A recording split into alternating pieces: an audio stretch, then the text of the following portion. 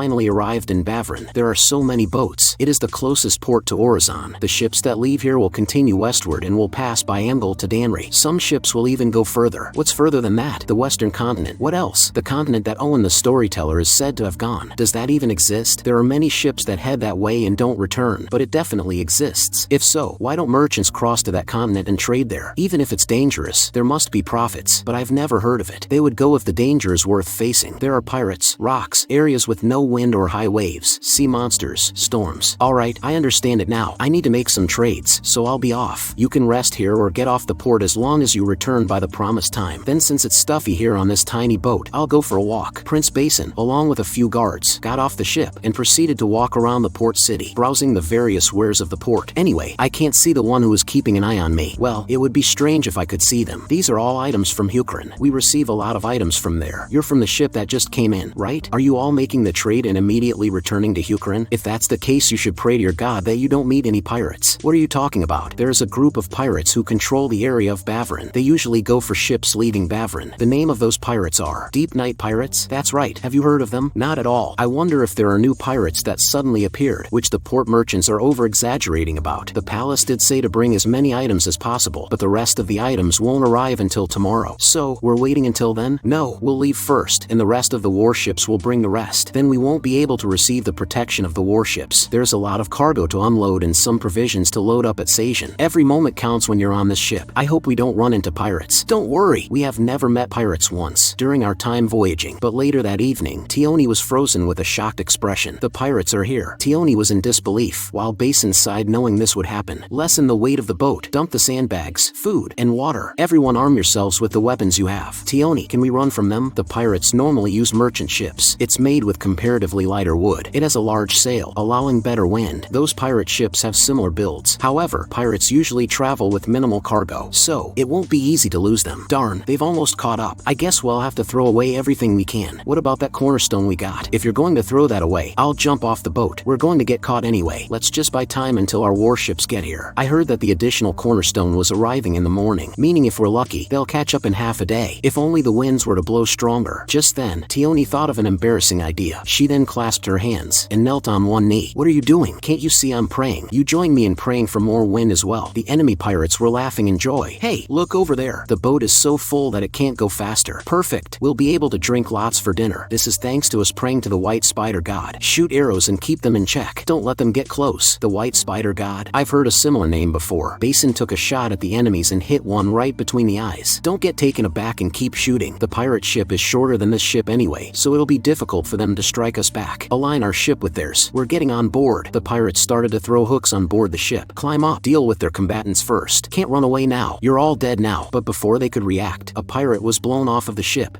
First matey. Strike pirates. Pirates. Thrown from ship. Matey threw even more pirates off the ship. An ogre. He's not a combatant. He's just a crewman. Without the ogre, they're nothing. Shoot. Nice. As long as First Matey drops the ropes that are caught on the banister. However, Matey started to get shot with arrows. First Matey hurts. This reaction confused Basin. What's up with him? What? Of course it hurts. You got hit by arrows. But he's an ogre. Are ogres not people? Although First Matey does exaggerate, with that size of his why would he be free-spoken and spirited? He would have been a general somewhere instead. I guess you do have a point, but I can't let the pirates get onto the ship. So if you comfort First Matey and buy some time, I'll figure something out. If you get injured, it's my head that's in danger. Is there a guarantee I'll be safe if the pirates get on board? If you tell them you're a prince from Hukran, your life will be saved at least. Even pirates have common sense. But where's the guarantee that you all will be safe? If the rest of their ships catch up, pirates will climb onto the ship from the other side as well. Even if he's an ogre, he can't handle that many pirates, especially so if he's a scaredy cat. We need to defeat one side before the others join. If you don't want to see me getting shot by an arrow, tell First Matey to pull his weight. I can't believe this. First Matey, I thought you boarded this ship to defeat the ocean, but arrows hurt. First Matey is lost. Idiot. Then you can attack from afar as well. Meanwhile, Basin was hiding to the side. They're all still looking at First Matey, but the problem is the noise that I'd create when I jump down. What is First Matey doing? Then, Matey lifted up a barrel over his head. This stunned Basin, not knowing what Matey is about to do, and Matey, with all his strength, threw the barrel towards the enemies. Simultaneously, Basin capitalized on the situation and jumped on the enemy ship. Everyone watch out. It's fine. It's just a barrel of drinking water. You just need to dodge. However, behind the man, Basin appeared to take him out. He's throwing more. He'll run away again if we shoot arrows. Another barrel of water blasted the ship. Our deck is getting ruined. I'll have to climb the ropes myself. So, you must be the captain. Captain, you bastard. The rest of your crewmates are dead. What will you do? Will you surrender? I thought it was a normal merchant ship, but to think a guy like this would be on board. No, it was smart of him to come from behind, but it's different if it's a one-on-one. It's too late to draw my sword, but I can fight even without one. He's definitely not used to fighting against my species. The pirate captain charged towards Basin with his large claw to dodge a battle head-on. You were just a coward who aimed for my back. But Basin's attention was somewhere else. The pirate captain looked behind him, and a barrel smashed him right in the face. It was Matey that had thrown another barrel at him, and First Matey shouted a victory roar. First Matey beat the ocean. Looking at how he survived getting by that, he's definitely a crawfish. Captain, I have a question. If the Lizardmen call Astacydines crawfish, what do you call a real crawfish? Edible crawfish, maybe? I think these guys would hate Lizardmen if they found out that the standard is based on whether they're edible or not. Do you really think so? Obviously it is offensive. Oh, he's up. Where's my ship? Oh, your ship. My crewmates are steering it and following us. We took over your boat, you see. What about the other two? They ran away. That can't be true. After we started destroying you all, they seemed to get the hint, because our naval ships had arrived at that time. To think my brothers would abandon me. There's no way. However, just let me live this once, please. I'll live kindly from now on. You should be grateful that we haven't already thrown you into the sea. We're going to punish you according to Hukrun law. Pardon? By Hukrun law, I'll definitely die. How unfortunate. Though if you answer our questions well, I'll consider favorable arrangements. Well, it's your choice whether to answer or not. Alright, I understand. Then, my first question. If Astacydines can travel through the sea on their own, what's the need to use a boat? Are you serious? Aren't you curious? I've always been curious about this. This makes it clear how ignorant you are about other species. So, well, it's obvious, but it's because taking a ship is way faster and less tiring than walking or swimming, and you can also take a lot of cargo with you, which is the best part. That was just a personal question. Next question. Where's the religion of the white spider god from? What kind of god is the white spider god? It's a religion from where I was born. There's an island where Astacydines live if you go south of Hukrun by boat. Where we come from, each island has a different name, but in Hukrun, they generalize all of the islands and call them the Southern Archipelago. Ah, that place. Then, tell me more about that white spider god. The white spider god appeared as a huge white spider 100 years ago. At that time, the white spider god saved the chief from a three-tailed snake and created shrimp on land for us when our tribe was starving. These miracles were said to have appeared all throughout the islands, and some islands call the white spider god by a different name. At the most north point, so the island closest to Hukrun, some call him the blue insect god. Why are you laughing? The blue insect god is the old name of night sky, our god, meaning he also believes in the same god as us. Because it's so far and secluded, we never had to interact under the grounds of religion. However, to be doing pirate work while calling night sky by another name, I can't forgive you. Your entire tribe isn't acting as pirates, are they? No, the other Astacydines are living normally in the Southern Archipelago. I got captured by some pirates when I was young, and those pirates were absorbed by the Deep Night Pirates. That's all. Then the one named Deep Night of the Deep Night Pirates isn't from the Southern Archipelago? Yes, he's from another continent. Another continent? If so, is he from the Western continent? That makes the most sense. That's the only other continent we're aware of. No, I've heard he's from the Southern continent. If you go even lower than the Southern Archipelago, it's the Southern continent. In the Southern Archipelago, inside a cave, Nebula is preparing for an emergency meeting. He summoned the other players in a call. This is the first time you've contacted us from your side. And that too, an emergency call from a southern island in Hukrun? What an interesting location. The reason I made an emergency call is because a fourth continent has been discovered. This reveal shocked most of the other players. It seems like you already had an inkling. Krampus. Yup, a group called Deep Night Pirates has been active in the south lately. The pirate named Deep Night is apparently not from the eastern or western continents, but from the southern continent. But there was no evidence, so I couldn't be sure there was a new continent. Is there a reason you think there is? I'm not sure about anything. I just came down here after hearing that info. It's the area where the crawfish live, yet I didn't focus on them for a few years. And in that time, they were conquered by those Deep Night Pirates. The damage isn't big, but they are paying tribute to those bastards periodically. Nebula, Astacydines have the tendency to exaggerate things. There's a possibility that they mistook a big island in the southern hemisphere as a continent. You do have a point, but the islands in the southern archipelago can't be considered small. If it's a fleet that can apprehend the entirety of the archipelago, then they have quite the size. If those pirates were created from an island, it would be difficult to become a big fleet. There is a limit when it comes to technique development and population, so I don't think it's likely. This is definitely a big deal, but emergency calls were not made to be used like this. From our negotiations at the end of the last battle, yes, we decided to use it in relation to glitchy nicknames. I didn't forget. Wait, are you thinking that there's a continent behind the Deep Night Pirates and a player with a glitchy nickname there as well? I don't just think, I'm certain. This means that another evil god, just like the god of the vampires, has appeared. After the Vampire War, players on the third continent formed a new agreement. The most important content is about glitchy nickname. The emergence of Geowoobi and a new race left the players with a sense of crisis. Nebula contacted Hegemonia, who had gone to the western continent. From him, he learned that other continents had had encountered a new unknown race, werewolves. A player with a glitchy nickname also appeared alongside the werewolves. Like vampires, the race spreads like disease and infection, but only among humans and humanoid races. Humans, elves, dwarves, and Nyx. Besides being weak to silver, they could shapeshift and weren't harmed by sunlight. Fortunately, the western continent's main races weren't humanoid, so they repelled the threat before it caused major damage. They also said that they may be related to what the game calls the ancient evil. Indeed, and there was also important data that was gathered. The total number of players, excluding those who gave up in the beginning, is 27 people. However, the number of players based on what they knew was as follows: 10 players in Eben, 8 players in Charnaf, 11 players in Gransidiak, which is a total of 29 people. The numbers do not properly add up. In our continent, there are 11 confirmed players. In the end, there are 29 players, with 2 glitchy nickname players with their own additional races. It is certain that players have been added after the game started. Then do you think the player of the pirate group is a glitchy nickname, someone who was added after the game started? If that's the case, wouldn't Krampus have noticed, since the player would appear in his local player list? However, when I did encounter the Deep Night Pirates, there was no direct contact made. Well then, do you have any other evidence, Nebula? I do. I have also made contact with the new force. He showed the players the civilization clash notification, signifying that the Deep Night Pirates is indeed controlled by a player, and the name of the player is, the symbol after the question mark is a Cyrillic letter, pronounced as Sha. Then we shall call them as Sha-Cha. Do they also have a unique unknown race? That's right, let me show you. Look out, Nebula. You don't have to worry about the giant white spider, Rhonda. Good work, Hilav. It is an honor to serve you. The players carefully observe the corpse. It's not a mermaid. Perhaps a fish person. His head is a fish. What would the name of their race be? Their race is called Dagon. Is that so? Then our next opponent is. Could it be the Dagon or a Cthulhu? Don't you know about Lovecraft's works? Is that important? It has to be. The traits of a vampire and werewolf are all known facts and legends. So you mean to say the name of the species could be a hint at their traits? That's right, don't you think? Perhaps this might be due to the influence of Earth's civilization. Or maybe it's the other way around. Maybe Earth is being influenced by this game. That's an interesting hypothesis. Eldar, you seem to know about Dagons. Can you give us an explanation? Eldar happily agreed. Dagons first appeared in H.P. Lovecraft's short story Dagon, but their characteristics were more thoroughly described in The Shadow of Innsmouth by the same author. Hold on, can we get to the point? If that's the case, then they live in the water. Those who interact with Dagons or are cursed can turn into a Dagon. You mean just by interacting? Or is it like a disease? Just like the vampires or werewolves, it's through blood mixing, specifically via reproduction. They worship ancient gods like Dagon and Cthulhu, living in hiding without being noticed. It's like when a protagonist thinks they're visiting a normal village, but it's already been taken over by Dagons. They have the ability to look human. Dagons might be infiltrating coastal towns and disguising themselves as regular citizens, because if players can't recognize them, the civilization clash notification will not trigger. So Nebula believed all coastal villages needed inspection. There's one more thing to consider. It's about the limited number of people in the game. That's right, the limit for Lost World is 32 players. Indeed, the limit is 32, 27 of whom were players from Earth. While 2 new players appeared and got eliminated, a 3rd new player appeared still. Does that mean even more will be coming? They may have already appeared. That new continent, we can't know the situation in a large continent. They may have already raised their power significantly on their own, maybe even their own alliances. Perhaps it would be good to have a temporary alliance among us as well. I'm against it. Although we don't know the location of the southern continent, it is probably closest to Ukraine. Some of you might take chaotic actions in the name of the alliance. Then we will be the ones who are losing out. I think you just want to defeat Sha-Cha on your own and develop the new content however you want. I can't say that had no influence on my decision. If you want to be stubborn, go ahead. I agree as well, but we can always help if the situation becomes dire. Since I'm close to the pirates, they will be causing me some damage. I will be asking the others for help in this case. What do you think? That does not matter to me. Alright, Nebula, going solo is not a bad idea, considering it's you. Since Hegenomia is having a war with the other continent, can you tell him about the contents of the meeting? Alright, I will. And so, the meeting ended. Look at these guys. In the end, no one is saying they won't intervene. They want to go ahead with the new continent. I see. After the emergency call ended, Nebula stopped Renda and Eldar. So you're saying they're all going to get involved? Isn't that a bit of an overinterpretation? They didn't seem to care that much. You didn't catch what he emphasized. Offering help anytime means they'll interfere in my fight with Sha-Cha, no matter what I want. Most crucially, Krampus had clearly said he'd seek help from others. They all just politely informed me in advance in their own way. So we'll be divided when facing this new enemy? We did the same with the vampires, and it was a risky play that time. This is different from the vampire crisis. The players are more prepared than before. So far, the enemy's combat level only matches that of pirate crews. So you're saying they are enemies that we can handle? Yes, and although there are still many unknowns, it's not like we have been idle the past century. More importantly, 2 of the most powerful weapons that players can obtain is about to appear: mages and gunpowder. It would be a great advantage if we have gunpowder and the enemy still does not. In any case, they can be defeated defeated. That's why I said I could handle it by myself. Hukrun's southern islands are a possible bridgehead to the southern continent. I'm sure the other players, Cha-Cha, and the Deep Night Pirates think the same. The other players might start a fight so they can prevent me from taking the islands for myself. You're sure they will attack? No reason needed. They might use the excuse of helping reclaim the southern islands, occupied by the Deep Night Pirates, to launch an attack, so it will be similar to what happened back then. Indeed, it's just the battlefield has changed and Cha-Cha is the new variable. In any case, once gunpowder is invented, a fight would have been inevitable. In the end, this is a three-way battle between us, Cha-Cha, and those who will help Krampus. Naval warfare is inevitable. Meanwhile, back in the castle, a priest is rushing towards the palace. Your Majesty, are you there? What is it? I have brought a message of revelation. The revelation priest said it was urgent and to deliver it directly to you. So God is giving a message? Kyle read the letter and was shocked by the contents. Summon the administrative minister. I shall give a royal order. Immediately inform all officials along the coast. If there is anyone that interact with pirates or races that resemble fish, arrest and imprison them. I knew a war would break out, but not in this way. But for a new evil god to appear is truly worrying. I had thought we were in a peaceful era. It is indeed worrying, but you don't need to be too concerned. Second brother, Your Majesty, even if it's just the two of us, we should still watch our words. Today's soldiers of Hukrun are no longer like those warriors from a century ago. They only know Hukrun is a great power. They do not know much about other countries. Long-term peace may have already become a poison, but not everyone will drink this cup of poison. Even without an evil god, the signs of war are everywhere, which is actually better. If no evil god had appeared, we wouldn't even know where the war would begin, or what to watch out for. But now the focus is clear. The current issue in Hukrun is our forces were concentrated in the north, so a battle in the southern sea is something we are unprepared for. Isn't Hukrun's fleet stronger than the other nations? Compared to Danian, our fleet is not as good. Luckily, they are too busy advancing to the western continent, so they won't be participating in this war. Even so, if the other 5 nations all try to compete with Hukrun, we will inevitably be outnumbered. But you already have a solution to this? Of course, right around now, we Ravina Mule should have arrived at her destination. Can that alchemist's evil knowledge really save us? As expected, as a priest, you're biased against alchemists. That is not the case. If everything is the will of Night Sky, and it includes alchemists, then that too is part of his will. I'll tell you this, Ravina is one of the closest people on this continent to being a mage. To survive from the alchemist tower to here is proof enough. Gunpowder is knowledge we'll all possess in the future. But mages, their allegiance and actions will drastically reshape this war. Meanwhile, somewhere in the northwestern mountains, a bird-like person, a Garuda, is walking alone in the snowy landscape. Suddenly, the spirit that resides in his arms starts to talk to him. Is this how your miserable fate comes to an end? Shut up, monster. I am no monster. I am a spirit. According to my studies, you serve the ancient gods. There is no difference between spirits and monsters. You can think whatever you want, but you know, escaping your pursuers is nearly impossible. You Garuda overestimate your physical abilities too much. On snow, you'll never outrun a moose. And even with wings, you don't know how to fly. That's why the god of Sukmayan chose trolls as rulers. He used you as pawns in war, then threw you away without mercy once your numbers dwindled. If even one god had chosen the Garuda, your race's fate would be entirely different. Shut up, you rotten hand. I do not believe in such gods. According to Garuda legend, they were once known as the race of emperors. It's said they could fly. Even during the ancient evil era, they were still frontline warriors. When the war turned unfavorable, those ancient gods ran away, and consequently, the Garuda lost the ability to fly. That's how the story goes. At least, one thing is certain, whether in reality or legends, gods cannot be trusted. I don't need gods or their help. I will fly in the sky with my own power. Just as Masdari was about to cross the frozen lake, a massive moose blocked his path. Garuda, stop right there. Sir, that Garuda has a rotten left arm. Are you rotten hand, Masdari? There are also some coming from behind. However, they don't know who I am yet, and they don't know what those bottles on your belt does. My lord, I think you've got the wrong person. My name is Yahurin. My left arm was burned when I was young. It's not rotting. It doesn't look like a burn mark though. Troll and Garuda burn scars look different by nature. Are you looking for a Garuda named Masdari? The troll on the moose nodded. Even you, an ignorant fool, must have heard of the Alchemist Tower. Indeed, located behind the Sky Mountain, right? A strange place where bizarre alchemists live. That's exactly the place. Our knights have completely occupied that tower, but some alchemists have escaped. We're chasing down runaway alchemists to prevent those guys from spreading dangerous knowledge. You'll definitely catch him. Come over here. We need to inspect you, but I'm no alchemist. Once we confirm you're not involved, you can go ahead. Alright, I understand. Good. Now hand over that bag. Once he was close enough, Masdari suddenly sprang into action, blocking the knight's view. Masdari grabbed the vial on his belt and hurled a vial at the troll. The troll screamed in agony, covering his face. My face is burning. This guy is an alchemist. Rotten hand is over here. There are 5 pursuers. How many bottles do you still have left? 1 acid, 1 smoke, and 2 oil. You'll need to borrow my power. If you want to melt the river, then I have no choice. He threw 2 bottles at the charging knights. What is this? Is it oil? Do it now. Then, a cone of flame shot out from his hand. The troll knights screamed as they burned. Everyone retreat. They're running away. way. Should I kill them all? Unfortunately, my flames can't reach that far. Since you neglect to rely on me, I'm not as strong as I should be. Stop, Rotten Hand Masdari. Loosen your belt and put your luggage down. We can fight them. I'll burn any oncoming arrows. It's pointless. There are too many of them. Besides, it would be wise to surrender now, since he is the one that's confronting us. Masdari knelt down with his hands up. I surrender. He threw down the bag and let the trolls restrain him. Are you sure this is enough? I'm a dangerous person even without those. Enough with your empty threats. I am Dermal Busa, the king of Sukmayan, the one chosen by our god, the intertwined god. Alchemists always seek to challenge the gods. Which will be faster, your fire burning me to ash, or divine punishment striking down on you? Do you want to find out? I should remain calm. I'm sure their god is watching us now. Divine judgment of the intertwined god means you'll be torn into dozens of pieces in an instant. I don't know why the king himself would be involved with catching alchemists. You even ignored the alchemist tower before. Alchemists want their knowledge to seem useless, but we know that isn't truly the case. We ignored the alchemist tower because we chose not to interfere. The gods were merely waiting for the knowledge in the tower to mature. Even if you are heretics, they won't refuse the useful things you make. Will you let me go if I tell you how to make gunpowder? That's not what we want. We already know how to make gunpowder due to an inside man. Then what do you want from me? My god and I, we want magic. Magic isn't something easily obtained. I don't wish to wield it myself. We just need the power. According to intelligence from our insider, magic, like the gods, has the potential to reshape the order of the world. That's just superstition. Ancient tales, nothing more. You people really don't believe those ancient stories? Masdari let out a sneer. You don't want magic. You want a mage who obeys your orders. You understood quickly, but the other alchemists weren't like you. Their bodies were too weak. They died after only a few questions. However, we learned that the best alchemist was you, Masdari. So you are telling me to become a mage. I'll give you all the knowledge we've collected from mages until now. You can become a mage with that knowledge. Then use that power to spread the greatness of Sukmayan. Masdari hung his head as he pondered. Becoming a mage truly was a tempting story. Even without his request, Masdari already planned to search for scattered alchemists across the continent to complete his own knowledge and become a mage himself. I was close to reaching my goal. I was just missing a few pieces. However, with the knowledge they've gathered, it could be possible. But the Rotten Hand exclaimed its complaints. Even though it's knowledge they sieved after torturing alchemists, of course, you will receive the treatment you deserve. In the past, your Garuda race helped us trolls build a nation. Now isn't this a chance to restore your honor? Do I have time to think about it? I can't give you long, since there's another candidate to become a mage has left our country. Another mage candidate? There was another alchemist who successfully escaped. Just who could it be? Later, Masdari was kept in a holding cell as he pondered his decision. An alchemist who could escape the country. Could it be we Ravina Mule? If you're that curious, become his servant mage and ask them. Otherwise, find a way to escape. But the window here was too small. The only option was to melt the iron door. I'm sure the intertwined god is watching. It's too dangerous right now. Just make a decision. You are boring me. Why are you hesitating? I don't know why as well. I thought I would do anything to become a mage. But now, I can become a mage, even if I'm a slave to a god. You've been thinking stranger things ever since you got locked up. But then, the Rotten Hand noticed something. Look over there. Look at the window, you idiot. Masdari looked up again. It was a large grasshopper with a cloak looking through the window. Are you Masdari? I shall come inside so it's easier to talk. How is there such a giant grasshopper? The grasshopper manifested in front of Masdari. Don't be afraid. I am a messenger of God. My name is Hongo. I am one of Night Sky's creations. Night Sky? The god of the Hukaran Lizardmen? What does he want from me? He watches everything. You see, intertwined god reached me using Dermalin, but Night Sky sent a protector. This isn't even your territory. The intertwined god is currently not watching. How can you be so sure? At the same time, Nebula and the other gods were in a meeting once again. I believe it to be so, since the Night Sky told me. Then what have you come here to tell me? I shall hear you out. It is a prophecy from Night Sky. Masdari, you will become the mage of Sukmayan. So something like that can be a prophecy as well? If I escape right now, won't that prophecy be broken? Can that still be called a prophecy? Because the god gave me special power. I could come here. Even if the intertwined god isn't present, you still wouldn't be able to escape. And the prophecy isn't over. What's the rest of the prophecy? You, as a mage, will betray Sukmayan. That was the entire prophecy. Masdari narrowed his eyes. You're saying I'll betray Sukmayan after becoming a mage? That's part of Night Sky's will too. No, this is simply a prophecy. That is all it is. And you can do as you please. Just what is this situation? A god's protector came just to deliver this message. If I become a mage for Sukmayan, then they will become strong enough that you can't ignore their power. Sukmayan was already the largest nation on the continent. If they also had a mage, they might even surpass Hukaran in terms of might. No doubt that Night Sky has his guard up against the intertwined god. Why doesn't Night Sky just order me what to do? Night Sky does not give orders easily. He respects the free will of those who follow him. Would a god really respect free will? Of course. The reason for that is he will still achieve what he wants despite the autonomous nature of people. I don't understand. Even then, if I do something against the prophecy, Night Sky wouldn't like it. Who knows? I don't think Night Sky would be neither overjoyed nor depressed about whether the prophecy comes true or not. But my mission here is over. I've delivered the prophecy. The what you do is up to you. you. Hide whatever you hear from deep within, as intertwined God might hear your thoughts. So even if you wanted to betray him, you can't. He looks disgusting, don't you think? Anyway, since the intertwined God isn't watching us right now, it's our chance to escape. My thoughts have changed. What? You hated God so much, and yet in the end, you're moving according to the will of a God? Perhaps it's just that after hearing that prophecy, I really want to destroy those who locked me up, tortured, and killed other alchemists. Oh, you're going down the route of betrayal? Well, it'd be perfect if you betrayed them after becoming a mage. Did Night Sky predict that I'd think this way when he delivered the prophecy? Even if he did, I don't feel very uncomfortable about it. Is this what the god named Night Sky is like? Guard, let Dermala know. I'm done thinking. I, Masdari, will work for Sukmayan. Meanwhile, on the voyage of Lump and we Ravina Mule. So that's Sajan, a small port located between Hukran's Orazon and Maganin. Because of its large plain and high-quality soil, this port is known to be good for farming. Apart from that, it's an ordinary place that's no different from other port villages, which is why nobody has taken particular interest in this port until now. This is where Hukran's secret ordnance factory is, right? Constructed beside the ocean to meet the supply and demand of materials from vases easily. Well, you're right, but it's not a location simply just for weapon manufacturing. So you mean it's a location where the knowledge of non-believers gathers, like that thing we're bringing along right now? Night Sky will hear you. That was made because Night Sky commanded it. So what's wrong? Even then, the base is still an unholy object, so before we check whether it activates well or not, I don't want to incur any bad luck. I hope Night Sky looks after us. I don't know why someone of a persecuted species is so faithful, but his technique is outstanding. I just told him the theory of gunpowder, and he made a trial product off of that alone. It'll definitely activate well based on that dwarf's abilities. Even if an accident occurs, I can block it with the power of my demonic property. The alchemy tower might be gone, but the knowledge will remain and change the entire scene of this world. Night Sky, are you watching? I want to ask you in the name of Mule, where will this world go? And what do you want? The very next day, still in the city of Sajan. Okay, have some more. I think it'd be good for me to stop. Don't make me sad. The prince has come to a lowly village like this, so everyone is energized, and I hope you let his majesty know how hard I work. I've been governor over such a small port for several years now. I said I got it. Anyway, about the Astacidine, since you said you'd handle him in exchange for information. Of course, don't even worry about a pirate small fry like him. This isn't the first time this has happened. I'll deal with things smoothly. I wish I could punish an irresponsible government official like him, but as the position of the king's older brother, no matter what I do, I'll be accused of abusing my power. Just then, a Lizardman staff came running towards the governor. The Lizardman whispered something to the governor, which greatly shocked him. What is going on? It's nothing much. It's just the business of a small village, so I'll deal with it. Anyway, there's more alcohol, so drink, your highness. I need to use the outhouse. Prince Basin exited the premises, and beside him, a Lizardman subordinate come jumping down from the wall. Your highness. So, what is it? The Astacidine pirate escaped. He's captured a hostage and is causing a fuss. This incompetent governor. I'll punish him. Hurry and take me there. Meanwhile, a commotion is happening with the Astacidine. Go away. Don't come close. Don't move. Human. I'm staying still. Don't talk back. This guy is trembling. Hey Astacidine. Godin, was that your name? Anyway, calm down. Calm down? I was fooled by Basin. I thought if I gave him information, he'd consider, but beheading. Bring Basin before I talk to him. I'm not letting go of this woman. You bastard. What honor does a pirate bastard who used to rob others have to bring up promises? But a promise is still a promise. Human. I told you to stay still. Stop moving. I didn't move. You just grabbed my neck and shook me. Was that the case? I'm sorry. He's so sloppy. It isn't difficult to escape using muscle spasms. So you were calling for me. Godin. Yes, Godin. I went against my promise. But you went against the law. This time, I'll make a promise I'll keep. If you kill that human, I'll kill you on the spot. But if you give yourself up, I'll really give you a chance to have a conversation. Respond quickly. Godin. What are you going to do? Go. Human. I'm giving up. The hostage is free. Grab him. That was surprising. What are you talking about? That you convinced him first. I thought all Lizardmen would just rely on their bronze and go for it. It's the wisdom of my ancestor, Rakrak, to use conversation to resolve things if possible. If possible, no, to start with conversation, and if that doesn't work, to then use your fists. This response stunned Ravina Mule. For someone who was once the crown prince, that was quite the explicit response. You speak as if you know me. Just who are you? Just then, Lump interrupted them by calling out to the first prince. And who are you? What a relief you're here. Aren't you the technique minister, Lump? Do the two of you know each other? It's a long story. The three then began to debrief with each other of what they know. Judging from the situation, it was all part of the king's plan for each of us to come to Sajan. Then it isn't a coincidence that we all arrived at a similar time. Kyle, what are you thinking? Then Lump, what are you holding? I brought it because I thought it might be helpful. It's a weapon. Is that so? The next day, they arrived at a facility outside the city. Is this the place? Hukran's ordnance factory? That's right. It's a secret area, so it isn't known to the world. So these are more of that weapon? Basin inspected the weapon closely. It's quite heavy, and it's too big. Is the hole in the middle to lessen the weight? Basin exerted himself, swinging down the weapon with great force. That's not how you use the weapon. I'll show you myself. That wooden plank over there will be the target. A long-distance weapon? I didn't think it looked like one. weapon. It's a gunpowder weapon that the alchemists made. Alchemists? Gunpowder? Oh yeah, you have horns. Most humans don't have horns, do they? You sure took a while to notice. Gunpowder is a powder that explodes when set on fire. At first, we made this out of wood, but it was too weak so it couldn't withstand it. Making it out of porcelain also caused it to shatter. But we decreased the amount of gunpowder. The impact would also be less, so it wouldn't be able to have full effect as a weapon. So even if it's a bit heavy, we need to use steel for durability. This is the projectile. This will be shot forward. Lumps sparked stones together, igniting the cannon. Stand back. Once the wick burns out, it'll fire. We made it safely, but with a bang, the cannon shot towards the target. As you can see, it's quite loud. The target, and even the wall behind it, was blasted away. Impressive. The sound is one thing, but the force is like night sky's thunder. What is the weapon used for? This is a weapon for war. I heard you came on Pirate's Humiliation, right? And you dropped by Seijan, which was not part of your plans because you had to load a certain item. This was that item. A cannon. Wow, the destructive power is incredible. But how much could this change the appearance of war? The process of putting the gunpowder in, flattening it with a stick, putting the projectile in, and lighting it on fire. It takes far too long to initiate the attack. It's also difficult to change the direction of the cannon itself. I'm sure you can kill a few enemy soldiers with this in a chaotic battlefield, but if they disperse, it's done with. However, what if we had many cannons and not just one? It's quite useful in itself if it can hold cavalry troops in check. It'll also demonstrate an incredible force in a siege where the target is fixed. It's enough to offset the disadvantage of being hard to move once we board it onto the boat. If there were a cannon in the battle against the pirates like last time, a sea battle could fully display the power of these cannons. This will definitely change the landscape of war. He's right with those thoughts, but there's still a long way to go. Since battleground type cannons are impressive, but compared to the weapons that'll appear in the future, they're nothing. That's exactly right. The firing speed is slow, and after firing, you need to wipe the inside. Since they're so heavy, you need several people for each cannon, and you need training on how to shoot them properly. And if it rains or if it's humid, they're even harder to use. Yes, black gunpowder solidifies quickly if it gets moist, but Kyle is a genius, and that lump dwarf is also talented. They might make the next stage gunpowder soon. They'll be satisfied with that alone for now. Perfecting a technique doesn't make the next stage's technique appear right away, but as you said, it won't take long. Once everyone begins to use this gunpowder, it'll soon lead to an arms race. Are you convinced that a war will occur? I'm quite certain. Wisdom's movements bother me the most. He's gathering resources so adamantly. It's not like I'm just sitting around either. The power this world brings forth is getting larger, and the scale of the war will be incomparable to before as a result. We'll soon be able to find out who has prepared more thoroughly. Tioni stood across the ship, looking at Ravina Mule. Is something wrong? That horned human, she's not dangerous, is she? She shouldn't be. But to me, elves and humans aren't that different. Is it necessary to refer to her as human? Are you joking? To me, there's little difference between lizardmen and frogmen either. They don't even look the same. That's my point as well. We're completely different. We can't produce offspring between our races either. We're fundamentally different species. Ravina Mule's a perfectly fine person. Just because she is cursed doesn't mean she's crazy. I don't mind the horns at all. What matters more is that she's a non-believer. What's wrong with that? I think everyone goes through a bit of disbelief at some point. You're saying an alchemist's disbelief is a minor thing? Indeed, I believe Night Sky would understand the disbelief of a follower. Captain, several unidentified boats are approaching from behind. Naval ships? No sir, but they are very quick. Figure out who they belong to. It's the Deep Night Pirates. Those are the main ships from the southern continent. Tioni looked towards the oncoming ships with a worried expression. We should prepare for battle. That's good. What are you talking about? I wanted to use the cannons during battle. Isn't it a perfect time to do it? Then there's no helping it. Set up the cannons. They have 8 ships, and we only have 6 cannons. While we don't know anything about their forces, there's no need to be scared before we even clash. We should butt heads first. The crew started to set up the cannons to the side of the ship, and all the ships maneuvered such that their cannons are aimed at the enemies. 4 ships. How lucky. I'll be complimented by Deep Night. They're sticking together and not moving. Are they scared? Get closer. I'll give those who surrender a painless death. Basin then gave the order to ready the cannons, and with a loud boom, the cannonballs were fired towards the enemy, striking right at the enemy's head, obliterating them completely. What just happened? Shoot the rest. The cannonballs barrage the enemy pirate ship's deck. Chaos ensues on the enemy ship. The ship is wrecked and the crew is heavily injured. They've stopped pushing forward. Don't be taken aback by their strange weapons. There's no way they can use a weapon like that repeatedly. Get closer. Did he guess by lock? Prepare to load. They are quite smart, it seems. I was right. Get even closer. We'll definitely win in an onboard battle. Second row, aim. The enemy captain is completely shocked as Basin raises his flag and the cannons are awaiting their orders. Basin finally gives the order to fire, and another barrage of cannonballs destroys the enemy ship. Since the weakness is the long loading time, there'll be a gap in firing rounds one after another. Obviously, I've considered that. Tioni, put some distance and buy us some time to reload. The whole fleet turns in cooperation with the command. Our mission's objective is the safe delivery of the cannons and the gunpowder. There's no need to purposely annihilate the pirates. However, we might just do so if they they insist on following us. Shit, those who are alive, grab the sails and get control of the directions. We're continuing onwards. Even if the power of those weapons is great, most things won't destroy our boats. If we get close, we have a chance. As I thought, he's not completely clueless. It was definitely difficult to leave damage to the boats with the cannon shots earlier. Then I should just use the big ones. Prepare the great cannons. An even bigger cannon is loaded up onto the side of the ship. It aims right at the leading ship. The pirates, upon seeing the new cannon, has lost all hope. The cannon fires with a loud bang, striking heavily onto the side of the ship and leaving a massive hole on both sides. The keel is broken. Abandon the boat. Meanwhile, above the battle, Nebula was observing everything. This was a very good experience. It was a good thing I lured the pirates here, allowing them to test the force of the cannons. The pirates were driven out with almost no losses for them, and since they had Ravina, failing the test wouldn't have caused too big of an issue. I must say, Basin is better than I thought. To think he'd even earn the skill command. His leadership also went up. In Rakrak's generation, they did use strategy and tactics, but back then, there were more situations of using an individual warrior's abilities to change the situation. However, after the appearance of firearms, fighting ability standardized, so command systems became more important. The command skill. I'm excited to see him in the future. After that, Basin received the secret order to sweep out the pirates, and within a mere month, Basin conquers the southern archipelago. Later on, in an evening of celebration, although according to His Majesty's order, we succeeded in pushing out the deep night pirates. I don't think we can leave here immediately. Why not? Although southern archipelago may be their occupied territory, they'll have a separate military headquarters. There are 2 islands close to the southern archipelago, from what I heard. One is Ulmer, the other is Dolton. Ulmer is an island west of the southern archipelago, right? It's close to Dan Yum, so it'll be used as a base for pirates traveling to and from Dan Yum. Dolton is south of it, and quite yet a distance apart. It's closer to the south continent, so there's a high possibility it's the deep night pirates headquarters. We've trained enough on how to use the cannon, but because it's hard to divide our forces into 2, we should conquer one first. Don't worry, we've already conquered Ulmer Island. What are you doing here? Mazdari, long time no see. Ravina, you know each other? I am an alchemist. Prince Basin, an alchemist? Judging from how you know who I am, you must be with them. Let General Ian of the warships know to prepare his soldiers. Prepare for battle. There's no need to be so on guard. We just came to expel the pirates as quickly as possible. Well, you did come riding Danium's merchant ships, which is why the Astacidines weren't on guard against you. How could we be at ease when Sukmayan's soldiers came riding Danium's boats? Mazdari, you were here? General, don't come too close. Hukran's first prince is here. So you're Prince Basin. I am Sukmayan's general, older man. Are you in charge of those boats? Yes. Loosen up. The only reason we came on Danium's ships is because Sukmayan didn't have ships that go south. We have no thoughts on creating friction with Hukran. We are just helping because Danyum, our allied nation, is suffering due to pirates. Isn't it better that criminals like pirates are dealt with quickly? Well, I understand. Since the pirates recently extended their influence upon Hukran's southern archipelago, we just drove them out, so there's nothing for you to do. Is that so? To my knowledge, Hukran never took over the southern archipelago territory. There are just uncivilized people there. We simply respected the autonomy of the Astacidines. We've continuously received tributes from them, and decidedly, we believe in the same god. I thought the name of the god they believe in was different from Hyrcan's. They believe someone called the White Spider God. That is the same god as Night Sky. A priest from the main temple will come to confirm this soon. These guys, if we were a little late, they were planning on saying that the southern archipelago was all within their territory, and not just Ulmer. The fact that Sukmayan came on Danium's ships means they're allied. In the end, there's a possibility that all 5 nations, including Jiaqua Mangul and Juman, will get involved. Even if they don't fight head-on with the Hukran, we cannot avoid competition. The goal in the end is a path towards the South Continent, and right now, there's no method to exclude them. Then are you planning on going to Dolton Island? Yes, and if necessary, even further. Is that so? Then let's enjoy festivities until then. The following day, the ships have sailed once again, but now even more have joined the fleet. Before we knew it, Mangul's ships also joined. After participating in the sweeping of the pirates, they're going to state their authority over Dolton, and I'm sure the 2 of them have already finished talks. I thought we were going to explore the eastern mountains. Just how did this come to be? This isn't in the contract, and Pirates Humiliation is a merchant ship. There's no helping it. Because of the situation, we can't leave. Not to mention, it feels like Night Sky is watching over us. Ah, Night Sky. There are pirates up front. Hang on. Just how many ships is that? Just where are these pirates making all these boats? And since the map looks like this, it's hard to send a recon over there. I'm sure we have to cross to the South Continent ourselves to get a proper grasp. Or is this divine restriction? If so, their level is at least 19, and the movements of the pirates are awkward. Not only is there an unnecessarily large space between the 2 groups, but could it be? Just then, someone alerted Prince Basin. Night Sky has sent down a revelation. He says to practice caution. Slow down the speed of the boats. What's going on? General, Hukran's boats are slowing down. It seems the noble prince lacks battle experience. He must have gotten scared from the number of enemies, and is trying to buy time to plan something. We'll use this opportunity to strike first. If we we sweep the pirates, we can get more rights. Just then, a large shadow loomed overhead the trolls on the ship. A large tentacle had emerged from the water. It can't be that. The tentacle slammed down on the deck of the ship, causing heavy damage. It's a kraken. The tentacles were wrapping around the ship, disrupting the whole ship. Cut its tentacles. A kraken, as I thought. The main body is at least 500 meters long. Thankfully, I noticed it fast so we were able to avoid it. Nebula, you knew? I just found out. Sorry, I couldn't tell you in advance. Did you plan this? No way. If I could have used this earlier, I would've. You know you can't control krakens. The Dagons must have used the kraken. Those Dagons aren't being attacked by the kraken. Did they tame the kraken? The kraken is also related to that ancient evil or whatever. Perhaps they have a symbiotic relationship. Krampus, I'll warn you of the second attack. The Dagons are rising to the surface. The Dagons will attack from between the kraken's tentacles. Then I'll tell you about the sea's third attack. The pirate fleet is on the move. It seems they're trying to make it such that we can't escape the kraken's attacks. What are you going to do? You're not asking me to help you for something as trivial as this. You can just use what you've been hiding, right? Cut the tentacles. Use the axe to slice it. Stop muddling around. Give up those who've been grabbed. General, the mast. The kraken broke the mast in half, but as it was falling, Masdari caught it with one hand. What a mess. Masdari complained as he was drawing a magic circle on the floor. Aren't you afraid? Teased the rotten hand. I am afraid, but that won't be very helpful in my work. The preparations are ready. General Older Man. Good timing. What are you going to do? The reason Sukmayan's king, Dermalin, hired me. The reason Thurni sent me to the southern seas. And the reason you were looking for me. Is this that magic thing? Perfect. The kraken's tentacles are locked on us. How many ships are there within 300 paces of our ship? Around 10. What is the composition of the species? They're mostly trolls, but there are also elves, lenars, hobgoblins, and satyros. The slaves are a mix, so it's hard to tell. Ah, a Garuda too. Thanks for including me. If there's an error, it's on you. I need to focus now, so leave. Shall we begin? Rotten Hand and Masdari start to chant in an ancient language. Masdari's eyes start to glow with power, and energy was overflowing from the magical seal that was drawn. Finally, focusing the energy. I'll show you magic. Magical energy radiates from the main ship. The release of magic was enough to blind the general. The general, opening his eyes, was completely shocked. The gigantic kraken tentacle was frozen solid. The ice started to crack and shattered completely. General, look there. The ocean is frozen as well. Even the crew was speechless at the display of power. This is incredible. I understand why His Majesty was so bent on getting this guy. However, there was an orc that was also frozen in place. Looks like the magic worked well. Thankfully, it would have been nice if you had told me there were orcs among the slaves. Frozen time magic. There should have been magic more suitable for this situation. Is this some kind of showmanship? Well, I'm sure there's something you want as well. Later on, after the battle, the fleet continued to sail. Magic is fascinating. The pirates, excluding the kraken, were incredibly strong as well. Without the Garuda's magic, this would have been a difficult fight because the kraken was dealt with via magic. Danyam and Mangal's ships could join and push the bastards out. Without it, the fleets would have been disassembled, causing great damage. Since Sukmayan has revealed the power of the mage they'd be hiding, they will try to maintain a dominant position with that power as their backing when entering the new continent. I don't think the Deep Night pirates will give up from this. There weren't many ships that were destroyed from that last battle, and if the person behind them has the forces that of the scale of a nation, they will have many means left. Captain, I can see Dalton Island, but there's something quickly approaching from under the water. Something is coming? Describe it properly. The lookout had trouble describing the approaching figures. It's fish that has wings attached. People are riding the fish. General, assume it's an enemy and aim the cannons. Tioni, stop the ship. Everyone, stay alert and be ready. General, the Hukran ship has stopped their ship. Slow down. Let's observe the situation. What is that? It can't be. Is that really fish? Flying overhead. A Dagon readies to attack with its spear, piercing a crewmate on the troll ship. Multiple Dagons on flying fish rush the deck, taking even more crewmates with them. Are they riding the fish like horses? Get away from the railing. Everyone, get down. But it was too late. Many were dragged into the sea before they could hear. Meanwhile, Basin observed the situation of the other ship. When those fish-riding knights knock people off the deck, there are Dagons waiting in the water to finish them off. Look over there. Even if we empty the deck, the Dagons will climb aboard. If we let our guard down, they'll take over the ship. At this rate, we won't be able to use the cannons properly and will be overwhelmed once their main force arrives. Then what should we do? There's no need to overthink it. We're at sea, but they are essentially cavalry. We just have to deal with them the same way we would on land. They likely haven't prepared any special countermeasures. We'll stick to the plan. Knock the soldiers off the deck while infantry climbs their ship. For our god, Deep Night. But the Dagons quickly realized their error. The soldiers were lying in wait with their spears raised. Seeing this, a Dagon rider managed to change course mid-air. These bastards are trying a sneaky trick. I am the first matey. I will not lose to the sea. The Dagon rider was blasted by a lariat from matey, crashing onto the deck. The rest of the cavalry soon followed. Here they come. Their formation kept strong, the fish falling right onto the spears. Most of the Dagon riders getting dismounted and being finished off by Basin. Don't mind the fish teeth. Their real weapons are the spears. Keep your spear pointed and hold your ground. Good, it's working. It may look like like a new tactic, but it's just a variation of an existing one. Fortunately, we had learned anti-cavalry tactics. It might even be easier than fighting land cavalry. Cockatoo cavalry are agile enough to dodge, but fish cavalry have a hard time changing direction once they leap. Looks like the other ships are catching on, but I doubt the attack will stop here. Pirate ships spotted ahead. There's around 120 ships. The earlier battle hasn't ended yet. If the pirates push in there, the ships might get tangled up. Then using the cannons would be tough too. Tioni, we need to move forward. And Tioni gave the order to advance. Are we really the only ones going forward to fight them? If we lead, the rest will follow eventually. This might take longer than I thought. We'll have to buy some time. But just then, Basin noticed something in the sky. Masdari came from above and arrived onto Basin's ship. Why did you do that, Prince Basin? If you had fired the cannons while those 100 pirate ships and allied navy were entangled, you could have crushed both at the same time. Are you suggesting to attack our own side? Isn't Ukraine hostile to those other countries? You could have said it was necessary to stop the pirates. What a strange thing to say coming from you. Is this curiosity, or was that what you were hoping we would have done? If you hesitated because of me, that is not the case, Masdari. Even without you, I would have made the same choice. We haven't finished this battle yet, and there's no guarantee those 120 ship are all they have. Chasing the immediate gain is not wise, Masdari. This response had Masdari pause to ponder. Gods and followers have something oddly similar about them. What did you just say? Never mind it. The reason I came here is that I think my power could be of use. You'd better get ready. There's something dangerous coming this way. Underneath the water, a massive sea serpent was dragging the ship forward. Smash their ship, then bite them all to pieces. Yabin, you bastard. Once I kill them, you're next. You're welcome to try. You think a beast like you can defy the great deep nights will? I will destroy them and advance into the continent and become the top person of the order. A sea serpent, that's one of the abominable gods. Did the Dagons tame an abominable god? It seems like it, but I don't know how they did it. Abominable gods and abominations were enemies that players had to defeat. They are treated as monsters to defeat to obtain the trophy of domains, so it's difficult for players to deal with them in order to achieve their goals. It's either because they have an evil god, or it's similar to the unique domain that Cha-Cha has. After defeating Jiowubi, we obtained a unique domain, Domain of Corpses. This was a completely new unique domain, so maybe he has a special unique domain as well. Damn, the pirate ships have already gotten so close. They'll bump into each other at this rate. Are you not going to help? If I need to, I will, but I don't think it's necessary. Just then, the cannons fired at the sea serpent. The shell hit its body but bounced off its soft body. The cannons aren't working. Prepare the king cannon. Adjust the barrel angle. Next time, hit it point blank. I don't think we'll succeed. There's no guarantee the monster will just sit there and take a shot. And we don't know if the king cannon can hurt it. Good thing you didn't shout that out loud. According to Ukraine military law, spreading comments that lower morale gets you beheaded. I'll be assisting you. Will you use magic? I will. However, magic isn't something that can be used whenever I please. There are prerequisites. First, I need to be able to touch that monster's body and tie him down so he can't move. And I need at least enough time to drink a cup of tea. I'll draw a magic circle around the monster, but someone needs to protect the magic circle so it doesn't get ruined. Casting the spell requires total concentration. I'll be completely vulnerable, so someone must protect me too. I need a clear answer. Can you kill the beast? You make it sound easy to fulfill all the conditions, but if they are met, that thing will die. Then it will be done. Basin raised his signal flag and sent a message to the nearby ships. Tioni, reading the signal, was stunned. Are you crazy? Basin turned and glanced at her. Of course not, but to get rammed like this? How could you think of that? Looks like you really are crazy. Matey, tell everyone to prepare for impact. Matey took a deep breath. Prepare for impact. Lump, prepare to fire. Just as the giant sea serpent leapt from the water, the cannon fires at point blank, hitting the sea serpent up close. Ram it. Pin the sea serpent in place. Gunners retreat. Currently, the sea serpent is locked in place by the 4 ships it is surrounded by. You insignificant bastards. It immediately swallowed one of the gunners whole. Everyone raise your bows. Trap the monster on the ship so it can't move. Prince Basin, I'm done with the magic circle on this boat. I need to draw 3 more at the other boats. Yes, tell them I sent you. I'll get onto the enemy ship and open a path. Alright, I got it. For several reasons, I apologize. Tioni, it's fine. Do what you must before the Garuda starts to whine. Basin then jumps onto the enemy ship, but then gets called over by someone. It was Ravina Mule, the alchemist. It's dangerous here. Go back to the ship. No, I came all the way here for this moment. What are you talking about? Just then, a massive axe chops down right between them. Basin turns toward the enemy with killing intent. Are you the boss? Looks like it's my lucky day. Are you Yabin? Then this is very convenient for me. Come at me then. And so Prince Basin charges towards the enemy captain, Yabin. Instantly, their weapons quickly clashed. Yabin had already seen through Basin's intentions. You're just stalling for time to use magic, aren't you? But this is all a meaningless struggle. Basin was surprised that Yabin knew about magic. At the same time, Yabin's axe swung fiercely at Basin, and the two quickly created distance. The enemy captain was indeed a troublesome foe. Mages are all the same, letting others attack with swords and arrows while they leisurely draw their symbols. Don't you think that's unfair? Basin remained on high alert. I don't believe we're on such friendly terms. A smile touched the corner of Yabin's mouth. Unfortunately, instantly. Tell that mage of yours that it's too late. Just then, the sound of clashing metal rang out. Basin turned to see that the iron chains binding the sea serpent's neck had fallen away. Damn it, the sea serpent will break free at this rate. Don't worry, Prince Basin, there's still time. A magic circle appeared in Masdari's pupils, and a strange formation quickly rose into the air, instantly enveloping the entire sea. The onlookers felt a wave of panic as they watched the scene unfold. However, after a moment, nothing happened. Yabin couldn't help but laugh mockingly. I knew it, you failed, didn't you? You don't know much about magic. The slightest deviation in the pattern of the magic circle, or the smallest mispronunciation of an incantation, will result in failure, especially on a battlefield like this. But in the next second, a tremendous roar echoed in their ears. Many soldiers collapsed onto the deck, screaming in agony, and even Basin clutched his ears in pain. Basin looked at Masdari with disappointment. What have you done, Garuda? Now not only the enemy, but we ourselves can no longer fight. Masdari just gave an awkward smile. Hold on, it hasn't started yet. Then, an explosion erupted in front of the magic circle, and a dark red energy surged out, followed by the rise of a jet black pillar of shadow. Basin wondered what on earth it was. As the shadow gradually came into focus, a look of shock spread across Basin's face. It was an arm. It was difficult to tell which race the arm belonged to. Even several people together couldn't have wrapped their arms around it. In the next second, the giant hand reached for a nearby pirate. Basin curiously asked Masdari if it was the arm of a giant, and Masdari confirmed it. It's a summoning magic. The magic circle can open a gate between worlds, and I opened that gate in order to call a being from another world, who was called Talagen in ancient times. With a loud crash, a Dagon was utterly crushed in the Talagen's hand. Shortly after, another Talagen hand appeared from the bow of another ship, and the pirate's screams rose and fell. Basin was puzzled. The giant hands seemed to be searching for something. Masdari laughed. They're looking for me. This hand of Talagen magic infuriates the Talagen. Imagine you're taking a nap on a sunny hillside, and suddenly, an ant crawling by your ear wakes you up. You'd be very annoyed. On this vast hillside, why did this tiny ant have to pass right by your ear? If there happened to be an anthill nearby, you'd destroy that hill with your hands. Isn't that extremely dangerous? All magic is dangerous, but I'm prepared. Magic follows rules. These hands of Talagen can currently only sense Dagons. The Talagen will perceive that monster as me, and they will vent their anger upon it. After clearing the pirates from the ship, the giant hands turned their attention to the sea serpent. Seeing this, Yabin yelled from the side, "Stupid serpent, bite off those hands." The sea serpent immediately bit down on one of the hands. Once the first wrist was caught, the other hands instantly located the sea serpent, and soon all the arms were reaching for it. One Talagen hand seized the serpent's head, while the others gripped other parts of its body. Although the giant hands didn't completely grasp the serpent's body, their strength was immense, and they ripped the serpent's head clean off. The sight of the giant hands, stained red with blood, was horrifying. Basin, who had witnessed this from behind, remarked, "Magic is indeed dangerous." Masdari agreed. "That's why you can't draw the magic circle too large. If you do, what's behind the hands and arms will come through, and then it will be uncontrollable." Although Basin wanted to keep watching, he had other matters to attend to. He turned to look at the stern of the ship where Yabin was, while Masdari stayed behind to supervise the giant hands. After Basin left, he looked up at the sky. Good, everything's going according to plan. Meanwhile, upon seeing the sea serpent killed, Yabin knew defeat was certain, but he didn't know where things had gone wrong. Was it a lack of strategy and tactics on his part, or was it because they brought new weapons? The Dagon was defeated before it could even unleash its power, and even the sea serpent granted by the high priest was torn to shreds. If those people united, it would only be a matter of time before they were crushed. If he had enough power, Yabin felt he could have taken them down easily. This was all due to his weakened position from losing a power struggle within the cult. Just then, Basin called out to him from behind. "By the decree of King Kyle-Lakarazin of the Hukran, I will punish you." "Don't be ridiculous. Even if I die, it will be the will of the Deep Night, and it has nothing to do with your insignificant king." Basin couldn't help but narrow his eyes, muttering in confusion, "You worship a god called Deep Night?" Yabin, however, was furious. "Do not speak the name of our god so lightly." His axe came slashing down at Basin, who realized the man's strength was great and he was more experienced. Basin quickly considered his options. Was it a mistake to charge in and fight him alone? But if he didn't seize this chance now, he might lose the opportunity to attack the leader of this pirate band forever. So, Basin felt that even if it was dangerous, he had to take the risk. Suddenly, Yabin made a wide move, secretly sweeping his tail in an attack that tripped Basin. However, Basin used the counterforce of his sword to deftly roll backward. Yabin jeered triumphantly. "Is this all you've got?" At the same time, Basin's backup arrived. Although Yabin could potentially rush in and kill Basin now, doing so would leave him surrounded by lizardmen, with no chance of escape. Yabin immediately decided to find another way out. Seeing this, Basin pulled out a dagger from his robes. "Yabin, you're strong, but you're more of a coward than I thought." Basin threw the dagger, and it plunged directly into Yabin's body. Yabin screamed in pain and turned around. "You sneaky bastard." A slight smile appeared on Basin's lips. "Our ancestors always taught us to keep an additional weapon on us." With a swift motion, Basin cut down his foe and impaled Yabin's head on a spear, raising it high. Seeing their leader dead, the pirates began to scatter and flee. Lee. Basin then had his second-in-command report on the situation. The fighting on the ship continues, as there are still some remnants of their forces. After hearing this, Basin then looked towards the strange magic circles. What he saw next made his heart pound. The remains of the sea serpent had now turned into a pile of white bones, and the giant hands seemed to be arranging them into some sort of pattern. It's a magic circle. Realizing something was wrong, Basin immediately shouted for Masdari, but he was nowhere to be seen. The hand's work did not seem to be finished. One Talajan hand raised its index finger and then pressed it into the center of the magic circle. Damn it, am I too late? Just as Basin was about to sever that finger, someone grabbed his arm. It was Ravina. She told him that it wasn't necessary, but Basin was still worried because it appeared to be casting a magic. I discovered them first, so what it's doing now is all in vain. Following Ravina's words, Basin looked at the magic circle again. The hands then slammed down on the formation in anger. Their magic had failed. Magic has very detailed rules and requires extremely fine technique. Even the slightest mistake will cause the magic to fail and collapse, and by using my innate talent and magic knowledge, I can induce those subtle mistakes. Ravina then told Basin to move to another ship. Although Masdari set the rule to only recognize Dagons, if left unchecked, they will swing indiscriminately at friend and foe alike. They are otherworldly beings with their own consciousness and desires, and they even possess hidden knowledge we know nothing about. Basin frowned. If left unchecked, wouldn't these hands be more dangerous than those pirates? Ravina confirmed this but said she would stay behind to watch over them. What about Masdari? It'll be best not to trust him. He's more than just a mage. When Sukmayan attacked the alchemy tower, many alchemists were exiled or killed. I was lucky to escape to Hukran, but most alchemists probably never even made it out of Sukmayan. Sukmayan acquired knowledge from the alchemists, but Masdari alone mastered all that knowledge, so he might have betrayed the other alchemists to become a mage. That's why I came here. My knowledge and skills are one of the few things that can resist magic. Although the process of summoning the giant hands was flawless, its very existence could endanger our allies. You've already witnessed what happens when it was using magic. If it hadn't been stopped in time, it could have led to a great disaster. Are you saying Masdari planned that? Isn't that a bit of a leap? Just then, a voice from behind interrupted them. That's truly hurtful, Ravina. I didn't think our friendship was so shallow. Hearing Masdari's words, Ravina was very surprised. When did we ever have such a thing between us? Aren't we like a cow and a chicken staring at each other? At this, Masdari was suddenly taken aback. What a remarkable metaphor, as expected of a top student. However, I was always sincere to you. Basin silently observed the two from the side. A cow and a chicken? It actually seemed to make some sense. Let's talk about it later. It seems I've caused a misunderstanding. Let me explain. The hand of Talajan was recorded in my master's book, and it did say that if that hand was not dealt with, those beings could come to this land. Ravina warned, you really are up to no good. But Masdari cut her off. No, that's not it. I just predicted that you, Ravina, would be able to stop the magic used by the hand of Talajan. Although it was something of a gamble, didn't it succeed in the end? However, there was another reason why Masdari did this. Prince Basin, how many spies colluding with other nations do you think are on the Hukran ships? Ravina thought Basin would confidently answer none, but that was not the case. There are many whose identities I'm not sure of, about 10 or so. How many do you think saw me defeat the sea serpent and saw the hand of Talajan trying to come over? Maybe 1 or 2. Then that's very fortunate. Basin was confused as to why he would say that, because those spies will surely report that I, as a mage of Sukmayan, deceived Hukran and tried to cause great losses to the Hukran soldiers. Basin seemed to have fully understood. So you acted with the spies' reports in mind? You boarded this ship under orders to attack Hukran, allowed the hand of Talajan to use magic, and tried to achieve that goal. Unexpectedly, Ravina successfully stopped it all. If that's how it's reported, it would show that you are loyal to your identity as a mage of Sukmayan, right? Masdari nodded. Immediately, Basin drew his sword. Then the two of us must fight. Masdari drew his sword as well. To outsiders, the situation looked like this. Masdari's plot was discovered by Basin, and the cornered mage was making a final stand. Basin got the sense from Masdari that things were not over yet. Although this is an act, you know it wouldn't matter even if I really did subdue you, right? Either way, it means the same thing. At this, Basin snorted. What are you talking about, mage? Then he made a come at me gesture. I'll go easy on you. You can have the first move. Masdari never refused an advantage. Instantly, Garuda's massive body lunged at the Lizardman. The scene shifts to the shores of Dolton Island, where the ships of Hukran and the Allied Navy faced off. On the coast, 2 lines of soldiers stood in formation, led by Basin of Hukran and General Older of Sukmayan. Basin was the first to break the tense atmosphere. The ransom for a mage captive isn't cheap, is it? But Older was not afraid of Hukran, as the Allied Navy outnumbered them 2 to 1. Basin snorted and handed over Masdari, and Dolton Island would henceforth belong to Hukran. Dolton Island was the gateway to the southern continent, so for the Allied Navy, which was fighting pirates together, this was a painful decision. Additionally, the mage was merely the property of Sukmayan, and Sukmayan would also have to pay compensation to other nations. Older believed it was all worth it, because with a mage, they could win any battle. A few days later, the Allied Navy moved to Bavern for repairs. After a brief truce, a larger battle was about to erupt. Worried that Masdari might be assassinated fascinated by Hyukrin, Older decided to check on him. However, when he pushed open the door, he found the room covered in strange magic circles. Masdari was initially surprised. "Oh, it's General Older. I thought it was an assassin sent by Hyukrin." Older asked what he was doing in confusion. "Why have you drawn so many magic circles on the ship?" Masdari gently scratched his chin, then said, "This is a magic to deceive the eyes of a god, to temporarily escape its notice. If not for this, the god would have intervened when I was acting with Basin, but I can't be sure. Maybe the night sky helped. Regardless, seeing as I'm still safe, this magic circle must be effective." Older had no idea what Masdari was talking about. Just then, Masdari pointed to the floor beneath Older's feet. "That is a natural ignition magic." In the next moment, flames erupted from under Older's skin all over his body. Older struggled to scream in the raging fire, but he couldn't make a sound. In less than a moment, he was reduced to a pile of black charcoal. At the same time, the rotten hand reminded Masdari that it was time to begin. To deceive the subordinate gods and their priests, illusion magic had to be used everywhere, which took a long time. This was a plan he had carefully prepared since returning from Dolton Island. Now, it was finally ready to be realized. In a corner of the ship's hold, a magic circle glowed red, and a dead rat began to twitch. Empowered by the magic, strange tumors grew on the rat's body, making it resemble a walking zombie. It soon scurried through a ventilation duct into another room, which happened to be where the troll soldiers were resting. The zombie rat excitedly ran over and bit a troll crewman's toe. The soldiers in the bedroom were quickly awakened, but the rat was long gone. In less than a few hours, most of the soldiers on the ship were infected. Seeing that his plan had succeeded, Masdari did not hesitate to jump off the ship. Beforehand, he had already changed the ship's course, directing it towards the misty region of the deep sea. At the same time, a notification appeared. Prophecy: Mage Masdari will betray Sukmayan has been accomplished. A few minutes earlier, while Masdari was carrying out his plague plan, Nebula invited Wisdom. Wisdom had many doubts, but he still accepted Nebula's invitation. Why not play with Eldar? Nebula was taken aback. "Eldar? Are you joking? Do you really think he's a match for me?" Nebula knew Wisdom was suspicious of him, but he wasn't worried. "By the way, besides Eldar, I've played against all of you and found it quite boring. You, however, are quite skilled. I'll take that as a compliment." In reality, Wisdom's skill was exceptional, almost on par with Nebula's, but due to one of Nebula's mistakes, Wisdom ultimately won the final game. "So, does that mean I won this time?" Nebula thought quietly, looking at the board before him, then confirmed it. "Yes, you did. You're the Go King of the Third Continent." Wisdom's polyhedron rotated. To be recognized by the #1 player in Lost World is truly an honor. Not at all. Nebula didn't really mind, because during that time, Masdari had already taken complete control of the ships. Soon, Wisdom hung up the call amidst Nebula's praise. After Wisdom left, a meaningful smile appeared on Nebula's face. It seems things are progressing smoothly. By now, Masdari had infected the crew and escaped. At the same time, a notification appeared. Prophecy: Mage Masdari will betray Sukmayan has been accomplished. Seeing this, Runda pouted. "What kind of prophecy is this? If I say I'm going to eat an apple today, and then I actually eat an apple, does that count as fulfilling a prophecy?" Nebula turned to look. "That's not entirely wrong." Eldar explained. "That's called a self-fulfilling prophecy. The prophecy itself becomes a factor in its own fulfillment. In the end, beings like mages are naturally rebellious towards players. This really hits a weak spot. It might be considered a brilliant move, but Lost World itself is a game that requires multitasking. There are more than one or two factors like this. It's impossible to constantly keep an eye on mages. Owning a mage is inherently risky, so I had deliberately used the Go game to distract Wisdom, who at the time likely didn't notice Masdari's betrayal. I acknowledge you let the prophecy fulfill itself amazingly, but it's not like Masdari is the only mage right now." "That's true. Sukmayan was the first to make progress and accumulated the most magical knowledge. But it wasn't just Wisdom and Sukmayan who were focused on magic. Juman and Danyam also captured cursed ones who escaped from the alchemy tower, accumulated a lot of knowledge, and they even secured the cooperation of 2 mages. So what will you do next?" However, Nebula was not flustered. "When did I say I only had Masdari turn traitor?" Hearing this, the other two were stunned, not understanding what Nebula meant. Nebula once again showed a meaningful smile. "I know the method and have the opportunity, so why would I let that go?" Nebula reopened the status bar from before and showed it to them. Prophecy: Mage Tale will betray Juman has been accomplished. Prophecy: Mage Yen will betray Juman has been accomplished. From the current situation, it seemed all the mages of the Third Continent had become independent. Meanwhile, on the other side, I've been played. I keep forgetting that we can never trust Nebula. I was having so much fun playing Go that I didn't notice he had other intentions. You think playing Go is fun? Now Zhangwan didn't know what to do. After all, the mages were their secret weapon. If they went to war with Hyukrin, they would have no advantage, since every nation had cannons now. At this point, Runda added, I know the mood isn't great, but I have to say, even if we've lost our mages, Nebula doesn't have any either, right? Isn't there still Ravina, that little one with the horns? But in Runda's opinion, she couldn't be considered a mage yet. Krampus also agreed. She's not a mage yet, and it seems she has no intention of becoming one. Also, Nebula's strategy seems to be anti-magic. Anti-magic is a strategy that excludes magic from the competition in Lost World. world. Although the power of one mage can rival hundreds or thousands of soldiers, the moment they can't be controlled, the mages themselves might attack the player's species, bringing negative consequences. In fact, the 3 mages belonging to the 5-nation alliance, Yan, Tale, and Masdari, all fled after causing damage to the player nations. But even though Hukrun is anti-magic, they are relatively tolerant of mages and magic. Although the law punishes it, the king is quite lenient about the occurrence of magic. Krampus also confirmed this. Many alchemists escaped from the alchemy tower, but they seem to only need Ravina's knowledge and haven't sought out other alchemists. Speaking of which, have you found the missing mages? Hearing this, they all shook their heads. From experience, once a mage was lost, it was very difficult to find them again. There was no search function in Lost World, and mages even had magic to conceal themselves. However, that is only true if you look for them yourselves. In the system window AR opened, a pig-like creature appeared. Krampus was confused. Isn't that just a pig? A pig's sense of smell is better than a dog's. It's said that pigs are used to find truffles buried underground. His name is Dasimu. While giving it a tracking function, it also gained an outstanding sense of smell skill. Hearing this, Wisdom couldn't help but be impressed. With that, even if it takes time, we'll find them eventually. As long as we deal with the escaped mages, the variables can be minimized. Even if that's not the case, there's no need to worry as much as Runda said. From the current situation, Nebula has a similar strategy to us, but our scale is 5 times that of Nebula, and the difference in mobilized forces can reach as much as 8 times. Xiangwan interrupted him. Don't get complacent with simple comparisons. I think we should maintain a certain level of vigilance. If we compare Nebula and us, our technology and magic are on the same level, but we have more troops. I agree with your point, but there's no need to amplify non-existent anxieties. If we have a weakness, it's that one part. Runda was confused. What do you mean? Nebula is not an enemy we are unfamiliar with. We have observed Nebula's playstyle. When facing a larger enemy, Nebula has a consistent strategy. Hearing this, Xiangwan understood what Wisdom was trying to say. You mean dividing the opponent? Exactly. I imagine this time will be no exception. Nebula's chance of victory lies in hoping we split. But obviously, we don't want that to happen, and we will actively intervene. So as long as our alliance remains unbreakable, we can win without any problem. Hearing this, Runda's heart skipped a beat, but she showed no expression. No one suspected that there was a mole right under their noses. Meanwhile, after the 3 mages escaped the god's control, they arrived at the sitting Buddha Valley of Hukrun. This place was remote and rarely visited. Of the alchemists from the tower, only the 3 of them had come here. Tale was puzzled. Where is Ravina Mule? She doesn't seem very interested in becoming a mage. She's already cursed, so there's no need for her to endure even deeper suffering. I hope she can walk her own path smoothly. Soon, the meeting of the 3 mages began. Yin proposed rebuilding the tower that the gods had destroyed, but not as a tower for alchemists, but as a tower for mages, giving the cursed a chance to learn magic. As they were focused on their plans, Tale suddenly heard a strange noise in the distance. It sounded like rain, but Masdari felt it wasn't. There were other sounds mixed in with the rain. Then came a sharp cry, as if something was screaming in pain. The mages instantly became alert. In the next second, a lizard man appeared, dragging something behind him. Are you the mages? I suppose you must be. An ant, a gnome, and a chicken. Hearing this, Masdari felt a sense of dread. I am a Garuda. The lizard man under the hat smiled. A Garuda? My apologies. I have never seen a Garuda in my lifetime. Hearing the word lifetime, Masdari asked, Who are you? My name is not important. I am merely a messenger of the night sky. Yen was confused. How did you find us? I wasn't tracking you. I was tracking this pig. This pig is a creation sent by the gods to find you. If I had left it alone, this place would have been discovered. Masdari had already guessed who the lizard man before him was. A messenger of the night sky in the form of a lizard man, possessing the power to easily kill a god's creation. Rakrak, did you come here to kill us? How could that be? You would die even if you just sat here. Why go to the extra trouble? Thanks for the help. But even if this pig had died without finding us, would its death have revealed our location? You don't need to worry about that. The night sky personally intervened in that part. First, he confused the link between the creation and the god, and then I killed the creature. Then the night sky created a similar being, and the god connected to this creation is now watching the wrong pig. Hearing Rakrak's explanation, the 3 accepted his answer. This time, Masdari asked again, Why did you come to find us? Rakrak crossed his arms and tilted his head. Has everyone eaten? Wouldn't it be better to talk while we eat? Rakrak was in charge of cooking. As alchemists, the 3 mages knew some cooking skills, as alchemy was essentially inedible cooking, but the cooking Rakrak was skilled at was completely different from what they knew. At this moment, Yin whispered to Masdari, Is it okay for us to eat that? Or should we run? Masdari didn't answer, and simply fell into deep thought. Can a mage fight a god's apostle? Masdari thought it might be possible if they recovered their magic and used every means at their disposal, but they were too close, and this was Rakrak. If the old legends were true, he wouldn't even need to swing his sword 3 times to take all 3 of their heads. Soon, Rakrak finished the barbecue. Despite their unease, they followed his lead and began to gnaw on the pork. Seeing Tale eat meat, Rakrak was puzzled. Do ants eat meat? Tale lifted his leafy canopy. Our race doesn't normally eat such things. Usually, sunlight and water are enough, but I have a cursed part within my body. body, and this part absorbs nutrients through internal consumption. Hearing this, Rakrak silently gave a thumbs up. I see. Well, it's good to eat all sorts of things. Just then, Rakrak changed the subject. How much longer do you think you'll live? The mages were startled by his words. You were lucky to meet me this time, but will you be so lucky next time? Masdari knew it was a gamble. Compared to the gods, they were merely mortals destined to perish. They also knew that the gods only saw mages as tools to be used, but they did not want to be pawns on a game board. If they were killed, it would prove that the gods feared the power of mages, and magic would continue to be passed down. Rakrak nodded, affirming Masdari's statement. What? As the messenger of the night sky, you agree with us? Those who can do nothing are the real fools. It is also a fact that the gods use us. Masdari was confused. If Rakrak knew this, why did he still obey the gods' orders? Precisely because I know this. If we know we can be independent without the gods, shouldn't we realize that we are not their pawns? Masdari frowned, feeling that he was playing with words. That sounds like sophistry. I think only by denying the will of the gods can we prove that. If your will and God's will are always the same, then what's the point in proving it that way? You are fooling yourself. Perhaps I am, but if it is a happy deception, what's the harm in that? Masdari didn't fully understand Rakrak's meaning, but they would not believe in any god. Rakrak interrupted him. If you don't believe in the night sky, I cannot offer you goodwill or protection, but if it's a contractual relationship, that's different. The night sky only has one request of you, but I'm not sure if you can follow it. Hearing this, all three stared at Rakrak with great curiosity. What is it? He only needs you to survive. That's all. Hearing this, the three mages didn't understand what he meant. Are you saying that for our side of the contract, you're going to use our survival itself as a threat to the other gods? I suppose you can understand it that way. If not, how else can it be explained? Can you imagine those who were abandoned for being cursed gathering together in a place with those in similar states after traversing the world? Yet even that was destroyed. Among them, those who barely managed to survive gathered in a cave, wet from the rain, starving, debating their dark futures. Can the reason not be simple pity? The gods can pity too, mages. After hearing Rakrak's words, Yen and Tale fell silent. Masdari looked at the other two mages. They were companions of many years and could understand each other with a single glance. They had already made their decision. Masdari thought he was left with only his own choice to make, but suddenly he looked down and saw he was still holding the piece of meat he had just been eating. We filled our stomachs because of this conversation. First, by accepting hospitality, the negotiation becomes disadvantageous. Masdari felt a little dejected. Rakrak's appearance was no brilliant scheme. It was just a common and basic negotiation tactic. Alright, Rakrak, first apostle of the night sky, we accept this contract. We will definitely survive. The scene shifts to the other side. Rhonda contacted Eldar and asked for her opinion on the war. At this moment, Eldar noticed something different about Rhonda. Are you wearing glasses to make yourself look more intellectual? Yes, I wanted to look a bit smarter. Anyway, the glasses aren't important. What do you think about my earlier question? Eldar was not good at lying and decided to answer honestly. The situation's a bit difficult. Rhonda affirmed this. The Allied forces have now gathered 100,000 troops, compared to Hukryn's 20,000. It's almost the scale of the entire continent, not to mention the forces haven't all been mobilized together yet. Having spent a long time on Nebula's side, Eldar had a new perspective on war. You can't just look at war in terms of numbers. 2/5 of the Allied forces are small-sized soldiers, with heights around 1.5 meters. Rhonda didn't see it that way. 1/5 are large-sized. The large-size Rhonda referred to were the trolls. But all things considered, the Lizardmen of Hukryn were indeed physically superior, and they also had some chosen ones. However, now that firearms have appeared, chosen ones no longer have a clear advantage. But Nebula had another advantage. His divinity level was 21, while the highest player in the Alliance, Wisdom, was level 19. The higher the divinity level, the more creations one could control. However, Rhonda felt that numbers could make up for this gap. Still, we have 5 gods. But considering the Apostle Rakrak, Eldar, who was continuing to speak, suddenly realized, did you say 5? Yes, Wisdom, AR, Zhangwan, Krampus, and me. Eldar cleared her throat. Rhonda, you think you belong with them? Of course. Then why did you cooperate with Nebula up until now? The mention of this angered Rhonda, and a trace of grievance showed on her face. She had belonged to the Alliance from the beginning. It was just that Nebula had something on her. Rhonda then pointed at Eldar. To be honest, I'm not sure about you. Eldar, what's your relationship with Hukryn? Are you subordinated to him? Were you subjugated? Maybe absorbed? Or are you merged? Although I don't love your choice of words, you're right. Well, I'm not. Even though I thought it was beneficial to be on both sides until now, once the war begins, I can't do this anymore. If I continue to support Nebula now and Nebula loses, do you think the others will forgive me for being a spy for him? Doesn't that also go the other way around? If you support the Alliance and lose, do you think Nebula will just let you be? I'm sure Nebula will make me pay the right price, but he might forgive me. Eldar laughed awkwardly, realizing that Rhonda viewed human relationships quite pragmatically. To be honest, I think the chances of me winning if I'm with the Alliance and make it a 5-on-1 fight are higher than turning it into a 4-on-2 by me sticking with Nebula. I just want to be on the winning side. Eldar hesitated. But why are you telling me all this? In Rhonda's eyes, their situations were the same. If you cause some minor losses to Nebula during the war, the Alliance Alliance will actively welcome you. Eldar thought this made sense, but her heart was already set. She has no plans to betray Nebula. Eldar felt Nebula was a bit of a strange person, as if he had spent his entire life playing only Lost World. Thus, even though it seemed he lived for the victory of the game, Eldar felt Nebula's performance was more meaningful than the process of winning. Although she didn't know what it was yet, she wanted to find out. Thinking of this, Eldar responded to Rhonda, "I need to think it over some more. Can you give me time?" "Of course, I understand." Hearing this, Eldar then ended the video chat with Rhonda. Looking at the list beside her, Eldar did not hesitate and clicked the call button. Soon, Nebula appeared in the video chat window. "What is it, Eldar?" Rhonda seems quite conflicted. Eldar then recounted the earlier events to Nebula. After hearing Eldar's words, Nebula did not feel troubled. She just wants you to side with them and play a 6-on-1 game. Eldar was confused. Is there no room to persuade her? It's not that there isn't, but I don't intend to persuade her. Actually, Rhonda's judgment of the situation is flawed. She thinks a defensive strategy is advantageous for me, didn't she? Oh, yes, she did. It's true. I do need to defend in order to divide their forces through various routes. But what if we just defend? During that time, the enemy will grow crops on a wider land, conduct trade, and the isolated side will only become more and more difficult. To prevent this, we must take the initiative to attack. Nebula's words made Eldar understand the reasoning. Then what should be done about Rhonda? Rhonda is simple. Even though she's weighing her options, she can't find the right answer herself. She won't be able to decide until the very end. But Eldar was still worried. What if we lose? Nebula sighed. Eldar, war is actually simple. While calculations are important, they are not enough. Even if one side has an advantage and has made many preparations, in the end, the side that fights better will win. Eldar was convinced, because Nebula had always been this confident. Soon, the two ended their call. Although things went as Nebula had expected, he was puzzled that Eldar didn't betray him at a time like this. Soon after, the first battle between the Alliance and Hukran broke out. Hukran's 10,000 troops, sent to the wilderness, decisively defeated Danium's 30,000 in the first battle. 1 month ago, after the three mages defected, the other nations blamed Hukran for their betrayal. Although Kyle was a man of few words, all news about Hukran reached his ears. Sifting out the truth from the falsehoods depended on the listener's judgment. They began to report on Basin's matters, followed by the mages' defections. The allied nations demanded compensation and an apology from Hukran, as Prince Basin was involved. However, many knew this was just an excuse for the five-nation alliance, which had long been looking for a reason to deal with Hukran. However, after hearing all the reports, Kyle shook his head. The most important issue seems not to have been discussed. Shouldn't we be preparing for war? Hearing this, a look of unease flickered in the minister's eyes. For over 100 years, there had been constant friction and poor relations between the five-nation alliance and Hukran. But due to the long period of peace, everyone thought a real war would not break out. But Kyle did not think so. "We will go to war with the five-nation alliance. As our ancestor Rakrak said, once a war begins, we must win. But your majesty, this is still an unknown. We must avoid a war at all costs in order to minimize damages. Countless civilians will die. I wish that was possible. But if the world is moving like that and the gods are hoping for that, how could we, who merely walk on this land, stop it?" And all of this was witnessed by Nebula. The noble class of Hukran was obligated to serve as soldiers in war. In addition, the Lizardmen were numerous, and both males and females could participate in combat, so Lizardmen made up a large proportion of the army. The problem was not the standing army, but the reserves. A force of just over 10,000 could not stand against the entire five-nation alliance. Moreover, it was impossible to send out the entire standing army to war. A portion had to be left to guard the regions, while another part was sent out. The standing army was an elite force. If one part was overconsumed, the overall combat effectiveness would decline. Fortunately, Nebula was not worried about this, because the current king was very wise and had cleverly devised a suitable force composition. First, Kyle divided the standing army into two parts, the central army and the regional army. The regional army remained in various places to guard them, while the central army was reorganized into a force centered on Orizon to deal with rebellions and public order issues. Kyle also gathered new recruits to supplement the central army's strength. These additional recruits were also divided into central and regional. For the same reason the standing army was divided into two. The central army was for dealing with foreign enemies, while the regional army was a reserve force that farmed in peacetime, allowing resources to accumulate during the war. Thus, a 4,000-strong central army and an initial 8,000-strong recruited army were assembled. If all available forces were mobilized from the start, there would be an initial advantage, but it would be detrimental in the long run, as this war would be very long. Kyle chose 10,000 forces from the central army and named them Land Army. Soon, they marched north of Orizon. The scene shifts to a desolate place, where Wisdom and Zhangwan floated in the air. "Wisdom, you spoke in front of the others that the odds are high, but in reality, you don't think like that, right?" "Yes, because the odds cannot be predicted yet. Although we have more numbers, we have a lot of weaknesses as well. Even though this is just a game, I don't want to lose to Nebula. If I try my best and still fail, then there's nothing to be done. It's as you say, this is just a game. But I don't like Nebula. I don't want to allow him to conquer this continent. continent. Betrayal can happen at any time, so we need to prepare countermeasures, and there's still a gap that's difficult to overcome between Nebula and us. Wisdom knew Xiangwan was right. There was still a difficult to bridge gap between Nebula and the other players because he had an apostle. Even if all preparations were thorough, the apostle's influence determined the final victory. So, do you know the conditions for creating an apostle? Yes, the entity must be above level 21. The entity's stories must be known to the majority, and the entity must have internalized faith in God. At this time, Xiangwan was curious about what kind of entity Wisdom had prepared. Wisdom swiped the photo before him to Xiangwan. He was one of the sons of King Dermalin of Sukmayan. King Dermalin of Sukmayan, to strengthen his royal power, had his eldest and third sons burned alive. Dermalin's character was extremely cruel, but Wisdom did not choose to stop him. This troll nation created by Wisdom had become cruel for the sake of efficiency. A dictator might make wrong choices, but at least they could make choices. A god possesses infinite power but bears no responsibility. Therefore, Wisdom, simply hoping the trolls would act more efficiently, subjected them to cruel methods. But this cruelty did not guarantee a strong nation. The strongest nation on the third continent was not Sukmayan, but Ukraine. Wisdom didn't know where things went wrong. He found the answer in his own methodology. It wasn't a problem of efficiency, but of not being cruel enough. Facing the upcoming war, Wisdom remained optimistic, firmly believing that one thing would not change. The 5 alliances were indeed more advantageous, even if someone betrayed them. I don't understand Nebula's methods, so I can only proceed according to what I know. Although it might be a bit later, he decided to change the king. Wisdom found a candidate with sufficient qualifications, who was Dermalin's 21st son, Ledin. Ledin is a concubine's child, and because of his mutated red skin, he grew up outside the palace. But when it comes to strength, intelligence, and camaraderie, he's in the top 1%. However, since Ledin was satisfied with his current humble situation, Wisdom had to give Ledin a motive. He sent his own creation to kill Ledin's mother, and pointed the blame at the royal family members. Returning home, Ledin found his mother lying in a pool of blood, with a dagger beside her. Ledin secretly swore to avenge his mother. Afterwards, Wisdom had already killed the owner of the dagger Ledin was looking for. He was the 6th prince, and Ledin was arrested at the scene as a suspect. In his efforts to clear his name, he demonstrated his abilities, and in the process, he begins to gain Dermalin's trust. While secretly investigating, Ledin realized something. There were endless fights between the siblings, and that was the result of someone's intentional fanning of the flames. He realized that behind all these events, the biggest beneficiary was his own biological father. So that's how he makes up his mind to kill his father? Yes, with a stronger desire, and after his successful search for the culprit who killed his mother, he finds the source at the top of the kingdom. I like it, and he gained even more fame from that. An entity that suits my resolve. Pretty good for our shared apostle. If you agree, then it's time to give him the final trial. Meanwhile, the rat folk were currently holding a festival. The way they prayed was very unique. For others, they used to offer rotten meat to prove their faith, but over time, this ritual was replaced by sacrificial ceremonies. However, the rat folk still followed the ancient tradition, digging holes. At the same time, in a cold cave, Ledin realized something was wrong. Is this a trap? Inviting a prince from another nation to Mangal's holy festival and having me suddenly participate in a ceremony is strange. A strange ceremony where one eats a herb that makes them lose their sense of direction, having to leave the cave by digging their way out onto the ground. What's the reason they're making me partake in a religious ceremony of Mangul? Since Sukmayan's high priest requested it, I couldn't refuse. But it's not like it's impossible. I just need to dig up. If a short rat folk can do it, then it should be easy for me as a troll. But as time passed, Ledin found that walking or crawling in the cave was not easy. It wasn't just his sense of direction. Now he had lost all track of time. It could have been a dozen hours, or perhaps a few days. His only food was this herb, and if he ingests it, his sense of direction gets ruined. But he had to eat it to regain his strength. He then grabbed a handful of dirt and let it fall onto the top of his shoe, confirming he was oriented correctly. In this situation, he couldn't expect anyone to rescue him. He had to dig his way out himself. As more time passed, Ledin grabbed another handful of dirt. This time, the particles fell onto his face. He had thought he was standing upright, but he was actually upside down, his back against a wall, and he hadn't noticed at all. He immediately changed direction, but the situation remained the same. He was bewildered. He had been digging upwards, yet he had somehow ended up inverted. A fear that he might die here pierced his body. Clinging to a sliver of hope for survival, he continued to dig, but as time went on, the fear enveloping him grew more terrifying. Although he was digging up, perhaps he was actually digging down. Even with his best efforts, the final result might be his own death. An existential dread. He desperately called out the name of the god he usually believed in. Exhausted, Ledin heard a voice in his mind and opened his eyes. Oh, Seeker. Ledin was confused. Who are you? I have no name. If I had to say, I am a shared creation of 2 gods. Why have you appeared before me? I will show you the direction. If you have any strength left, do as I say. Dig straight. Ledin hesitated, but complied. Now below. Behind you. Ledin thought this was all an illusion. His instincts screamed at him not to follow the absurd instructions in his mind, but Ledin had no other strength left. Following the voice's guidance became his sole will. Now kneel down and stretch your her hands to the ground, reaching out to touch the ground. A ring of light wrapped around his wrist. What was below soon became what was above. Ledin stuck his head out of the hole and looked up at the vast, empty sky. He didn't even realize he was crying. The revenge for his mother he had dreamed of, the anger towards his father, the fear of death, and all his actions to suppress these emotions. They were all just fabrications. Ledin realized he had glimpsed a divine secret. His emotions and feelings were meaningless. Only one thing was certain, the will of the gods. At this moment, the priests of Ratfolk were waiting for the chosen one. They had reached the same conclusion. Although they believed in a different god, they were no different from Ledin. The result was just as Wisdom and Jianwan had predicted. Ledin completed the dual god evolution. It's complete. Yes, he's a well-created character. Is this really alright? All I wanted was a king who is easy to control, but this method will weaken your power. Jianwan swiped away the information window before her. My divinity level is low, so I can't be of much help. And to create an apostle, the player must also reach level 21. Don't let my resolve be in vain. Hearing this, Wisdom said no more. In the next moment, the priest of Ratfolk unleashed his strongest aura. For the sake of their god, he was willing to sacrifice himself to help them complete their plan to create an apostle. At the same time, as Wisdom gave Ledin the command to end his life, Ledin did not hesitate and ran the priest of Ratfolk through. Moments later, Ledin was gasping for breath heavily. There were no living creatures left at his feet, and the reason he did all this was for the intertwined god. Meanwhile, an information window popped up in front of Wisdom. His divinity level reached 21, successfully unlocking the apostle skill. Immediately after, Jianwan asked him how the situation was. The plan was very successful. Ledin met the conditions for an apostle, and I also reached level 21. That's good. My level had greatly fallen after I descended upon the high priest, but now we have a card we can use against Nebula. Wisdom turned back to look at Jianwan. He had been very curious before. He didn't understand why Jianwan had such great hostility towards Nebula. It is difficult to cultivate such deep hatred relying solely on a game. Jianwan slowly took off her mask. The reason is simple, because I know who Nebula is in real life. His real name is Choi Sung-woon, a good-for-nothing who stays at home playing games all day. And also, he is my cousin. This is truly an ironic coincidence. Wisdom nodded. Perhaps there was some reason for this. At first, he thought all players were selected randomly, but seeing that both Nebula and Hegemonia were here, he felt something was not right. Nebula said that before meeting them, he thought they were selected sequentially from first place to 32nd place, but after listening to Jianwan's words, he felt that there was a different standard for selection. Everything wasn't a coincidence or out of randomness, but someone carefully picked them to play the game. At this moment, he thought of the mysterious person who appeared at the start of the game. He asked everyone if they would participate in the game. In the end, 5 people gave up. It cannot be said that their choice was wrong. Who would make the choice to give up reality and stay in the game? We who chose to remain in the game are really not normal. In the 27 of the 32 being abnormal is a strangely high ratio. Jianwan understood Wisdom's words. You're saying they aimed for people who would partake in the game from the beginning? I think that was one of the conditions. Since that was the case for me, and probably for you as well. Jianwan gave an affirmation. Yeah, you're right. I thought that if I was selected, of course, that guy would be too. And that guy who was crazed with that game would clearly win easily if someone didn't interrupt him. That's why I decided to partake, to ruin the game that guy devoted his life to. After hearing these words, Wisdom asked, would it be a bit rude to ask for more details? Jianwan turned her sharp gaze toward Wisdom. Obviously, rather than that, let's talk about something more constructive. How to use me strategically as someone who knew Nebula in real life. The scene shifts to a few days later. Everyone also learned the information that Wisdom changed the identity of the king of Sukmayan. The son killed the father to ascend the throne. Will this really not cause problems? In Krampus's view, changing the king on the eve of war was by no means normal. Wisdom told him not to worry, because this was done intentionally by him. Jianwan, sitting on the side, did not make a sound. Unless a player used a special skill on her, she won't mention that her divinity level now was only 8. Nebula did not know, so she was not that worried. Moreover, Jianwan is the Alliance's last line of defense. Compared to her level dropping, the Alliance's gain from obtaining an apostle is greater, because apostles are the core of Lost World. Although Ledin is not as famous as Rakrak, but he can accumulate it now. Rakrak is an existence capable of fighting against multiple creations. Even gods cannot defeat him, so they can only, before the war fully breaks out, grow Ledin into an individual capable of resisting Rakrak. Meanwhile, Wisdom asked how Krampus's situation was. After all, he was the first to confront Nebula. On the surface, Krampus's plan seemed to have no problems, but he did not think his army of 30,000 could definitely defeat Nebula's 10,000 Ukraine troops. AR also spoke up from the side. You are considering the possibility of failure, right? Krampus gave an affirmation. Yes, it may seem pessimistic, but I don't want to let my guard down. You're all aware of the things he's achieved until now. Even if I lose, while I buy time, you all can prepare the rest of the forces, and consuming some of Nebula's faith resources is more beneficial to us. Just then, an emergency notification popped up in front of Krampus. Krampus looked at the status bar and suddenly exclaimed. Rhonda, who had never seen him so surprised, asked him what had happened. Wait, I'll be off. Just like that, that, Krampus left, leaving the others confused. And at the capital of Danyum, the Emirate, while the alliance was meeting, soldiers came rushing in, busy preparing for the enemy who was approaching. King Abanum broke out in a cold sweat. He hurriedly signaled the soldiers to prepare the cannons, but soon a voice interrupted him. There is no need for that. And at this moment, holding a long spear, a lizard man covered in golden lightning appeared before him. The visitor was none other than Rakrak. In the next second, Rakrak simply took a step forward and killed all the Satiro's soldiers. Abanum still tried to explain something. As a king, I truly could not sit idly by and watch Ukraine's tyranny, which led to today's situation. But personally, I hold no grudges. Rakrak smiled. I understand your feelings. Really? Then, however, before he could finish speaking, Abanum's head was split in two. I meant that when executing a mission, I have no personal grudge either. In the distance, Nebula muttered to himself, you guys think too much. However, Eldar frowned at the side. To put your apostle by himself in the enemy's capital, aren't you using your precious card too recklessly? Hearing this, Nebula sighed helplessly. What's the point of saving him? Are apostles like soybean paste, meant to ferment? But if Krampus hadn't partaken in today's meeting, you might have lost Rakrak. After all, Krampus might use all of his creations and all of his faith resources. Nebula affirmed this. It's true that it was a gamble. I did figure out the meeting time thanks to Rhonda. There was a possibility that Krampus wouldn't partake or that the meeting would end early, but I gained something great in return. This stunned Eldar. Were there other gains I'm not aware of? For Nebula, there were many kinds of benefits, but the most important thing was leaving the impression that he didn't just pursue standard tactics. Just this point makes it worth it. In Nebula's view, game styles could be roughly divided into two types: high risk, high return, and low risk, low return. Which style do you think is more advantageous for players? Eldar hesitated for a moment. Low risk, I think. No, high risk and high return is more advantageous, since safe plays are easy to guess. Still, everything should be done in moderation. And what level is that moderation? That standard is different for each person, so it can't be determined. After hearing Nebula's words, Eldar started thinking. So what you did was not all in. Nebula affirmed this. Yes, I'm in the process of getting an advantageous position. The scene shifts. At this moment, Krampus looked crestfallen. I didn't think Nebula would go this far. With only one apostle, I thought he'd use him a little more carefully. We lost to his strategy. Krampus recovered from the mental shock relatively easily. Well, it's not like the king's castle has been completely destroyed, and the king can be chosen again among the royal family. There are also 30,000 troops remaining. His aim to pressure us psychologically. Even though there were no material losses, the internal unrest is severe. AR added, because my king is also afraid, I set a creation as a protector for him. Krampus proposed, in order to prevent things like this, it's better not to hold regular meetings for the time being. We can meet whenever an incident occurs. Wisdom also agreed with Krampus's view. Meanwhile, Rhonda felt confused watching these changes. Is doing this really okay? The meeting itself could indeed become a weakness, but wasn't it to strengthen the alliance's cohesion? Isn't the biggest worry the disintegration of the alliance? For Rhonda, she did not feel anxious. It should also be considered a kind of luck. Rhonda's heart gradually turned from the five-nation alliance to Nebula. The scene shifts. An army was marching mightily towards the valley. The bad news coming from the capital shrouded Danium's army in a gloomy atmosphere. Danium's Grand General Ubaim Dolan urgently summoned the army's generals. What are the enemy's movements? 10,000 enemy troops are marching upstream along the river. They will arrive in 2 days at the soonest, and in 3 days at the latest. The canyon is located on the border between the enemy country and Ukraine. It is a narrow passage, so Ubaim believed that ambushing the Ukraine army here was the best choice. Immediately after, he asked again, the only thing worth suspecting now is who the enemy commander is. Has anyone found any information yet? Hearing this, the generals all fell silent. For some reason, Ukraine concealed the commander's information. Well, it doesn't matter who commands. In war, the most important thing is numbers and supplies. The supplies from the allies are enough, and we have 3 times the number of enemies. And since our God is also watching over us, our victory is certain. 3 days later, the Ukraine army arrived at the canyon. Ukraine's commander asked about the enemy's troop strength. After their reconnaissance, it was not much different from the information they had obtained. After getting the answer, Basin signaled them to go down and rest first to prepare for the upcoming battle. But we haven't contacted the priest yet. If this battle is not the will of the night sky. Before he could finish, Basin interrupted him. Are we supposed to sit and wait for the night sky to solve everything for us? Will he swing the sword for us and bear the sword wounds for us? The moment we fight is when it's easiest for us to win. Night sky wants us to judge that for ourselves, since the enemy will assume that we'll be resting after our march. Now is the perfect time, when they are at ease. Understood, Prince Basin. I mean, General Basin. Meanwhile, the soldiers heard that Basin took the saving of Dolton Island as an opportunity, and regained the opportunity to enter the court. Under the recommendation of General Ian, he became the commander this time. Basin gazed at the battlefield where the battle was about to unfold. The Danium army was stationed in the canyon, and the Huron army could only rush into it. Whether in numbers or terrain, they were in a disadvantageous situation. But battle does not depend solely on numbers. According to Basin's orders, the soldiers prepared for battle immediately after resting. The Danium army in the distance also felt this tense atmosphere. Just then, a bolt of golden lightning shot straight into the sky. Subsequently, a lizard man holding a long spear appeared, and the visitor was none other than the apostle Rakrak. Rakrak's appearance boosted the Huron army's morale greatly. Cheers rose one after another. Seeing this, Yubame did not feel afraid. He had long predicted that Rakrak would appear. Meanwhile, 5 giant monsters of different forms appeared in the Danyum army's formation. These were the guardian beasts of Danyum, and also creatures created by Krampus. Instantly, these 5 giant monsters pounced towards Rakrak with amazing speed, and the war between Danyum and Huron began. As Rakrak dodged them, he also avoided the main clash between the two armies, luring them to the forest across the river. Just as the beasts were about to pounce on Rakrak, he leaped into the air, and they all missed. Witnessing this, Yubame couldn't help but exclaim, "We did it! Rakrak has left the front line. Now we only have to fight against a regular army. Victory will surely be ours." Hearing this, the soldiers of Danyum cheered as if they had already seen victory. Meanwhile, Basin felt relieved. How fortunate. Hearing this, his adjutant beside him looked puzzled. Fortunate? Basin explained that Rakrak would not obey his commands. If he did, Basin would have to consider too many unpredictable factors in battle, and his head would be a mess. The adjutant nodded, thinking it made sense. "But General, the enemy outnumbers us, and the terrain is not in our favor." But Basin was now full of confidence. "So what? It's just a regular army. I have never lost a battle against a regular army." Meanwhile, Danyum's 5 guardian beasts were majestic. With every step, they left deep craters in the ground, and towering trees were like mere blades of grass before them. And Rakrak, confronting these 5 giant beasts alone, was living out a legend. After running some distance, Rakrak used weapon creation, and a long spear quickly materialized in his hand. He then leaped up, and after a moment of gathering power, he swung the spear backhanded. The beasts were so frightened they scrambled to dodge the attack. At the same time, one of them opened its massive maw and bit toward Rakrak's position, but Rakrak easily dodged the attack. The Huron soldiers watching this scene broke out in a cold sweat. Hearing Basin's confident declaration that he had never lost a battle, Adjutant Suhian thought to himself, "What an interesting lizard man. It's obvious he'd be confident since he's made some achievements at sea. But General, based on the situation, I think our forces need to enter that mouth, since it's us who can't let their first round of forces go. But the enemy has blocked the canyon, and the Satyros are experts at climbing rocks, so it'll be dangerous to enter that way. The formation is the same as we planned, right?" "Yes, we're currently moving in an encircling form to the canyon entrance as you commanded. Of course, it's a stable formation, but it'll be hard to properly attack the enemy. If we're going to enter, wouldn't it be better to change into a wedge-shaped formation now?" "Suhian, you said the canyon was like a mouth earlier, right? If so, let's say that's a dog. What'll happen if we tickle its snout with a foxtail?" Suhian didn't understand. "Pardon? Just watch." Before the battle, Basin had studied Danyum's combat advantages in weaponry. Despite the introduction of new methods on the battlefield, they still clung to old ways. Choosing old methods wasn't necessarily bad, but the problem was that even after learning new methods, they still insisted on the old ones. Then, Basin raised his military banner and ordered, "Aim towards the canyon walls and fire." With the sound of explosions, boulders flew into the canyon. Huron was not aiming at Danyum's army, but at the rocks on both sides of the canyon. Under the bombardment, countless boulders rained down on Danyum's army. Danyum's commander, Yubame, shouted, "Return fire with the cannons." But their infantry columns were too dense, and their cannons had not been pushed to the front. Hearing this, Yubame signaled for them to move the cannons to the top of the canyon, but doing so would risk injury to both the cannons and the men, and it would take more time. As their army was unable to return fire, the soldiers were already beginning to waver. Any more losses, and the troops' morale might plummet. Damn it, Yubame had thought the Huron soldiers would charge straight in to fight him, so he hadn't considered placing the cannons on higher ground. As the Danyum army slowly moved their cannons forward, the Huron army did not stand idle. After measuring the distance and confirming there were no cannons at the enemy's front, the Huron army began to advance steadily. Seeing this, Suhian understood what Basin meant. "So this is tickling the nose. With cannons, wouldn't it be more advantageous to set up outside the canyon?" "Yes, a surrounding formation is advantageous for focusing firepower. In addition, it's difficult for those inside the narrow entrance of a canyon to shoot cannons outwards. If they shoot a cannon from within such a small space, their forces will get hurt. And it's also difficult to shoot downwards from atop the canyon, since cannonballs will roll down, so they aren't able to use the weapons they invented. Danyum shouldn't have set up inside the canyon in the first place. But what if the enemy somehow bring the cannons to the front?" Hearing this, Basin smiled. "If they do, then that's better for us." At this moment, Basin continued to order the Huron cannons to advance and fire. Although each shot failed to inflict massive casualties on the enemy infantry, the continuous barrage had thrown the infantry into a state of panic. After some struggle, Danyum's cannons were finally pushed to the front, and the soldiers in front cleared a path. Seeing this, Basin gave the order for the cavalry to charge. Danyum's spearmen hastily reformed their ranks, but about half of the infantry had already made way for the cannons. The Huron's renowned light cavalry began their charge, piercing through Danyum's army like a sharp sword. Even if they sent out shield bearers now, now, it would be useless. In this situation, they were just dead weight. Yubane decided to advance immediately, but his adjutant felt they shouldn't give up the advantageous terrain, as their losses would be greater. However, Yubane was furious. Open your eyes and look. What advantage is there? We wanted to fight safely inside the canyon, but we haven't actually utilized our numerical advantage. But the enemy has already set up their formation. If we attack rashly, we'll be walking into a trap. Then do you want us to retreat? If we retreat now, the path to the capital will be open. Yubane was baffled as to how things had turned out this way. We were the ones waiting in formation, waiting for the enemy to enter. So how did this happen? In the end, Yubane felt the army should continue to charge. Although he lost some men, he still held the advantage in numbers. Then he issued orders again, advance in wedge formation. Without hesitation, the Danyam army charged in. Yubane intended to use the relatively small number of Hukran troops to split them in two and defeat one part first. However, Basin had already seen through his intentions. Basin, who had been waiting, drew his sword, ordering another group of cavalry to launch a surprise attack. This sudden shout came from the right side of the Danyam army. They didn't expect Hukran to have hidden cavalry on the right flank. Basin placed the exhausted Cockatoo cavalry in the rear, and placed the horse cavalry composed of mixed races in the front. Although the speed of Cockatoos is faster than horses, horses also have great advantages. Horses can be equipped with heavy armor, capable of running while carrying greater weight, so the impact force upon collision is also greater. The existence of the phalanx is to block enemy mounts and cavalry with dense spear tips, not only the flanks but also the rear. But as long as there is a slight flaw, the phalanx will be breached from the side. Once a gap appears on the flanks, such a phalanx loses its meaning. Seeing this scene, Yubane Dolan shouted loudly in the distance, "Make way for the cavalry, we must save the forces in the front." Hearing this, someone raised an objection. It's meaningless to send the cavalry to the front. I think we should retreat to the canyon. Idiot! The rear has begun to charge too, so it's too late to go back. Yubane explained that consistent orders were necessary for the soldiers to focus, and that they would advance while keeping the foot soldiers in a tight formation. What about the isolated front forces? We'll give them up. The others tried to argue, but Yubane stopped them. Shut up, we still have the advantage. At the same time, seeing that the Danyam army's forward troops were almost completely wiped out, Basin withdrew the injured and exhausted troops to the rear, moving troops that had not participated in the previous battle to the front line. Seeing this, Suhian spoke. General, wouldn't it be better to use up the current soldiers and save our later forces for later? Having them retreat doesn't mean they'll recover quickly. Suhian's thought was common among the generals. However, Basin had a different view. If the soldiers see that we're not using forces until they're killed, they'll feel a sense of relief. Hearing this, Suhian was stunned. Maybe that's important on a normal day, but is having a peaceful mind important during battle? Only by doing that will the surviving soldiers follow future commands. After Basin annihilated the vanguard of the Danyam army, he retreated to the distance from before. Then he deployed the formation again, continuing to bombard the Danyam army. Hearing the cannon fire again, Yubane realized something was wrong. These cannons caused damage to their infantry. If they tried to repel the infantry and drag away the cannons, the enemy cavalry would take the opportunity to break through the shattered formation. If they quickly advanced the infantry forward, the cavalry would cut off the waist, and the forward troops would be engulfed by the infantry. Yubane could only curse inwardly. Damn it, just what is there we can do? Meanwhile, in Basin's view, this was not the best strategy Danyam could adopt. They chose the wrong position from the very beginning. The wisest choice should have been to retreat, even if there were losses. Just then, Basin noticed Danyam began to change formation. The enemy's formation became thick. This also meant the cavalry could not cut through it. However, their army's area had become larger, so Basin ordered to charge. At that moment, Yubane decided to utilize their best advantage. The Satyros are known for their heavy infantry. Although lacking in agility, they perform excellently in pushing the foot soldiers. Yubane immediately ordered, hold the east side. Open up the west side with heavy infantry. Just as Yubane expected, the west side began to open. Yubane and the Danyam generals finally saw the scene they expected. Heavy infantry, push forward and acquire the space. As long as the allied forces leave the canyon, we'll win. But Basin only gave him a few words of evaluation, lacking in caution. In the next second, the Danyam army was directly dumbfounded, because the Hukran army suddenly retreated and its cannons were already aimed at them. With the sound of fire, countless shells struck towards Danyam's heavy infantry. In the face of firearms, no matter how thick the armor, it could not withstand it. Watching his soldiers fall piece by piece, Yubane could no longer speak. Meanwhile, Nebula realized that Basin used the hammer and anvil strategy. The hammer and anvil strategy became a basic strategy since the ancient times of Alexander the Great. The one Basin is using is the most basic form of it, holding the enemy at the front with a strong foot soldier squad, and using the artillery and cavalry to continuously attack the top and sides. Due to the enemy's camp inside the cannon, we haven't had many losses. However, it's too early to rest assured, since it's dependent on how they come out. On the other side, Krampus contacted Wisdom for help. Although Krampus had backup plans, his creations were all stalled by Rakrak alone. He could not defeat Rakrak. He could only ensure his creations were not killed. But if he retreated, considering they would suffer continuous losses in the narrative, narrow canyon. In the end, not even half might remain. He told Wisdom that lending him some power should still be manageable. However, hearing this, Wisdom fell silent, then said, "I'm sorry, Krampus. I can't help you." As if sensing Krampus's despair, Wisdom gestured for him to calm down. After all, his capital still stood. But in fact, the real reason was that Wisdom's apostle, Ledin, was not yet ready. Ledin was preparing for the final battle against the rebels. He needs to continuously win those battles and obtain achievements, since an apostle's power is based on their feats and fame. After careful consideration, Krampus decided to retreat. He would bide his time in the capital. After all, Hukran couldn't conquer all of Danium with just 10,000 troops. A moment later, Danium's priests received a divine directive. Yubame could only reluctantly order a retreat from the canyon. Watching the enemy flee in disarray, Basin issued another order: pursue and eliminate the retreating enemy. This will make the next battle smoother. The stragglers of the Danium army and the soldiers trapped on the canyon ridges fell one by one. Bodies piled up in the canyon, and blood flowed down its length. By nightfall, the canyon returned to silence. At this moment, Suhian was reporting the day's battle situation to Basin. They had achieved a great victory, losing only 1,000 soldiers. Danium, with 3 times the forces, had failed. This would surely become a historical disgrace. Just then, Basin asked, "Are you assuming Danium will continue to exist?" "General, Danium is a big nation. Even if we conquer the capital, that alone won't be enough." Basin nodded. "Since there are royals and nobles in the countryside too, we won't be able to conquer the entirety of Danium. However, don't you think an army of 30,000 is a bit much for Danium? It's obvious that they overexerted themselves to divide their army." His Majesty said that the current Danium had significant internal problems, and if they lost this battle, their conflicts would completely intensify. But Suhian still couldn't understand the problem Kyle had mentioned. Basin gave a wry smile. "We'll check and see with our own eyes." A week later, the Hukran army had arrived at the capital of Danium. Suhian now understood the problem Basin had spoken of. The internal strife within the royal family was more intense than he had imagined. The capital of Danium was not on alert. Instead, its gates were open. The person who had ordered this was none other than Yubame's daughter, Alanja Dolan, who was also the new master of the capital city and the king of Danium. She was surrendering to Hukran on behalf of Danium. This situation was completely unexpected by Krampus. His goal had been to stall for time and wait for his allies to rendezvous. Just then, a call request appeared on his system panel. Krampus sighed and finally accepted the video call. Nebula was there to ask if he intended to surrender. Krampus didn't answer. Instead, he asked the question, "Nebula, do you think I'm bad at this game?" "No, I think you're not bad." "Then can you explain how things came to be this way?" "Your goal was for the Chancellor to gain power after the king died, right?" "Yes. At that point, I thought the Chancellor was the most talented being. He had a desire for power, so I thought he could rally the chaotic national situation and unify everyone." "Is that why you framed Yubame, who returned after losing, for treason and executed him? With him still around, it would have been impossible to unite everyone under the Chancellor, right?" "Yes, I thought of it as an obvious choice. I never thought that Yubame's daughter, Alanju, would revolt with the pretext of revenge. She wasn't someone that capable. Was my play wrong? Although you overlook the fact that an individual can grow through specific triggers, the play wasn't that bad. I think it was your best choice." "Then let's say I gave up. Can you tell me why I lost?" "Because I'm better." Nebula's joke left Krampus speechless. It's hard to win with a single split-second decision. One must consider various scenarios within an overall plan. Hearing this, Krampus was stunned. "Are you saying you guessed this would happen?" "To an extent. To be honest, I thought the General and the Chancellor's conflict would last longer. But in the end, things ended even better for you, right?" "Yes, something like that." "So, are you planning to surrender?" "If you surrender now, I can offer you good terms." But just then, Krampus gave a bitter smile. "I won't give up." After saying this, Krampus then closed Nebula's video chat window. After hanging up, Eldar peeked out. Why did Krampus refuse to surrender? The game isn't over yet. Krampus wants to hold out until the end. That's a good attitude. If it were me, I would have given up, out of pity for the elves who believed in me. Nebula nodded. "I don't think that's a bad attitude either." The scene shifts to the capital of Danium. If Danium had mounted an effective defense, Hukran would have had to prepare for a fierce battle. Nebula thought to himself, "We obtained the enemy's capital without blood, but I can't say I was lucky. Everything has its own causes and consequences. Well then, let's see what he does." At this moment, Krampus was busy organizing his windows, ready to go all in. At the same time, despite surrendering, Alanja Dolan maintained a proud demeanor, as if she were born to be king and had rightfully inherited the royal bloodline. "General Basin, Danium's army is still bigger than yours. If I hadn't surrendered, it's clear that you would have had more casualties, so I want an agreement with better conditions. But those Danium forces are all disarmed. You're the one who took us into the castle, so you should have no regrets. Excessive demands are a way of losing popular opinion. If the news that Hukran is cruel spreads, fewer nations will surrender. Does Hukran want to continue having difficult battles?" Nebula hadn't expected Alanju to grasp the situation so quickly. Just a few days ago, such a future was unimaginable. Honestly, negotiations like that don't really matter. Eldar was puzzled. Don't they need to negotiate the surrender? This is different from a battle between armies. The capital is still governed by its faith in Krampus. Right now, the most important thing is for the Hukrun to remain stationed safely. We need to figure out what Krampus is aiming for. I wonder which choice he'll make. A few days later, with the support of Hukrun's forces, Alanja Dolan's coronation took place, meaning a king of Danyum that had an amicable relationship with Hukrun was officially crowned. However, the ceremony did not go smoothly. The moment Alanja looked into the mirror, it suddenly shattered, and sharp shards cut her face. Thanks to Alanja's armed guards and priests, the ceremony was completed. But even the children present could understand what it meant. The god of Danyum had forsaken Alanja Dolan. Soon, this news spread throughout the country. Krampus also spread some information through his followers. Danyum could surrender to the Hukrun nation, but not to their night sky god. This news also provoked a reaction from the populace. Even Eldar, who was not skilled at the game, could see Krampus's goal. Is that event going to happen now? Yes, it's the so-called separation of church and state. In Earth's history, the separation of church and state refers to the trend of political powers cutting off religious influence. As society becomes more advanced, churches show signs of separation, a phenomenon more pronounced in Western countries. While that is the pattern on Earth, in Lost World, it's the opposite because the influence of religion is much greater here. If Krampus had made this move earlier, things might have become more complicated. The most flustering right now was Alanja, as she had no legitimacy. Alanja knew that many people wanted her dead, so the only thing she could trust was her faith. Alanja prayed, waiting for a divine response, but there was never an answer. Oh Lord, why are you not responding? Was I wrong? This was the only way to save the country. Although she still believed in the god of Danyum, the god gave no response. Nebula noticed that since the mirror shattered at the ceremony, Alanja's abilities had actually grown, and her will was firmer than before. Eldar was now perplexed. Why didn't Krampus choose to kill Alanja? He could have sent a creation to kill her before she inherited the throne. He wants me to help her when she's in danger. Once Alanja comes to believe in me instead, she officially becomes a renegade, which makes her easier to expel. I gave him some advice, and he definitely listened. I'm sure Krampus planned 4 different situations. Plan A, where Alanja retracts the surrender. Plan B, where Alanja dies. Plan C, where Alanja converts to a night sky worshipper. And lastly, Plan D, where night sky protects Alanja in her current state. Plan A, B, and C are disadvantageous for Hukrun, so Krampus thinks you will choose D. That's what he wants most. He wants me to use more resources to protect Alanja and get caught up at the capital, which I've already conquered. Then what will you do? Nebula smiled faintly under his mask. I'm going to show him that just having many plans isn't enough. You must have more plans than your opponent. Meanwhile, the sleeping Alanja sensed something was wrong. Her instincts jolted her awake. Sitting up, she found a mysterious person in her room. The visitor was the mage. Yen, are you that alchemist? I was. Now, I'm a mage. A mage? Isn't that just from fairy tales? I heard a young general has become king, and it seems there's a lot you don't know. I entered a place full of soldiers, with no one knowing, and I am someone who could easily kill you and just leave. Alanja wasn't angered. In her eyes, the mage before her was just an old gnome. Yen saw her intention to act. Shall we test that theory out? Alanja was no coward. She was always ready to test another's bluff. The tip of her sword swiftly pointed at Yen's neck, and it pierced his throat. Alanja, who had thought Yen was bluffing, stopped her movement when she saw Yen look at her fiercely. With the blade embedded in his throat, Yen took another step forward. I guess people are only satisfied if they confirm it themselves. Do you get it now, young king? What is your purpose here? Rest easy. I've come here to help you. And what is the price for such assistance? A nation free from the interference of gods. That makes no sense. Don't you know the history of the species that fell because they didn't believe in a god? Without the protection of the gods, no nation can survive. What if there is a power that can replace the gods? Alanja seemed to have guessed the power Yen was referring to. No way. Yes, the core of such a nation must be magic. If this power is so great, can we defeat Hukrun? That's too much. The Hukrun of right now is difficult for even me to handle, and because Night Sky has a great interest in magic and mages, we can't easily move. Then just what can we do? Protect the people of this nation. Those who don't believe in gods like my species live their lives being persecuted. Now that another god has come to rule this land, do you think you and your descendants will be able to live in peace? Under Hukrun's rule, you may not be able to keep the name Danyum, and freedom of faith may not be guaranteed. But what we must protect is not the nation or God, but the people. We don't follow gods, because we have the power to protect each other. If you accept my offer, I'll provide that power. Unfortunately, there isn't much time to decide. Make your choice before sunrise. Alanja's head throbbed. She knew tonight's choice would decide many things. After a long time, she lifted her head. She had decided to walk a path never before taken, and before the information window, Nebula wore a cunning smile. Everything was proceeding as he had expected. The scene shifts to a few days later. Long time no see, General Basin. Long time no see, Hunting Minister. I didn't expect you to come in person. Basin knew Denon was one of Kyle's secret operatives. Denon's arrival meant Kyle was taking this matter very seriously. This time, Denon brought 5,000 soldiers. He then briefed them on the current situation. Since Danium's capital was occupied by Hukrun soldiers, the other nations acted swiftly. First, Danium's closest ally, Jiaqua, dispatched 20,000 soldiers. Mangul sent 24,000, and Juman sent 18,000. A total of 62,000 troops were quietly advancing on the capital of Danyum. Since the armies were departing from different locations and had different marching speeds, it was expected they would all arrive within a month. As for Sukmayan, it was still in a state of civil war, but according to the latest news, the patricide had ended in victory. Ledin, as if favored by the gods, had been unstoppable and even declared himself the apostle of the intertwined god. Besides soldiers, Dinan also brought new weapons this time. Hearing this, Basin asked curiously, "Are they cannons? If so, we can procure them here in Danyum." "They are cannons, but there are two new types. One is an improved version with a longer barrel, the other has a changed size, becoming a different kind of weapon with greatly increased power. The soldiers have already been trained, so Dinan suggested Basin go see for himself. Soon, Basin heard an explosion, but it was quieter than a cannon's. After the smoke cleared, the soldiers who had fired the weapon were revealed. There were no large cannons beside them. The weapon was only the size of an arm, with a long stock attached to counteract the recoil. Basin took the new cannon with interest. "What's this called?" "The technical officials call it a hand cannon." Basin decided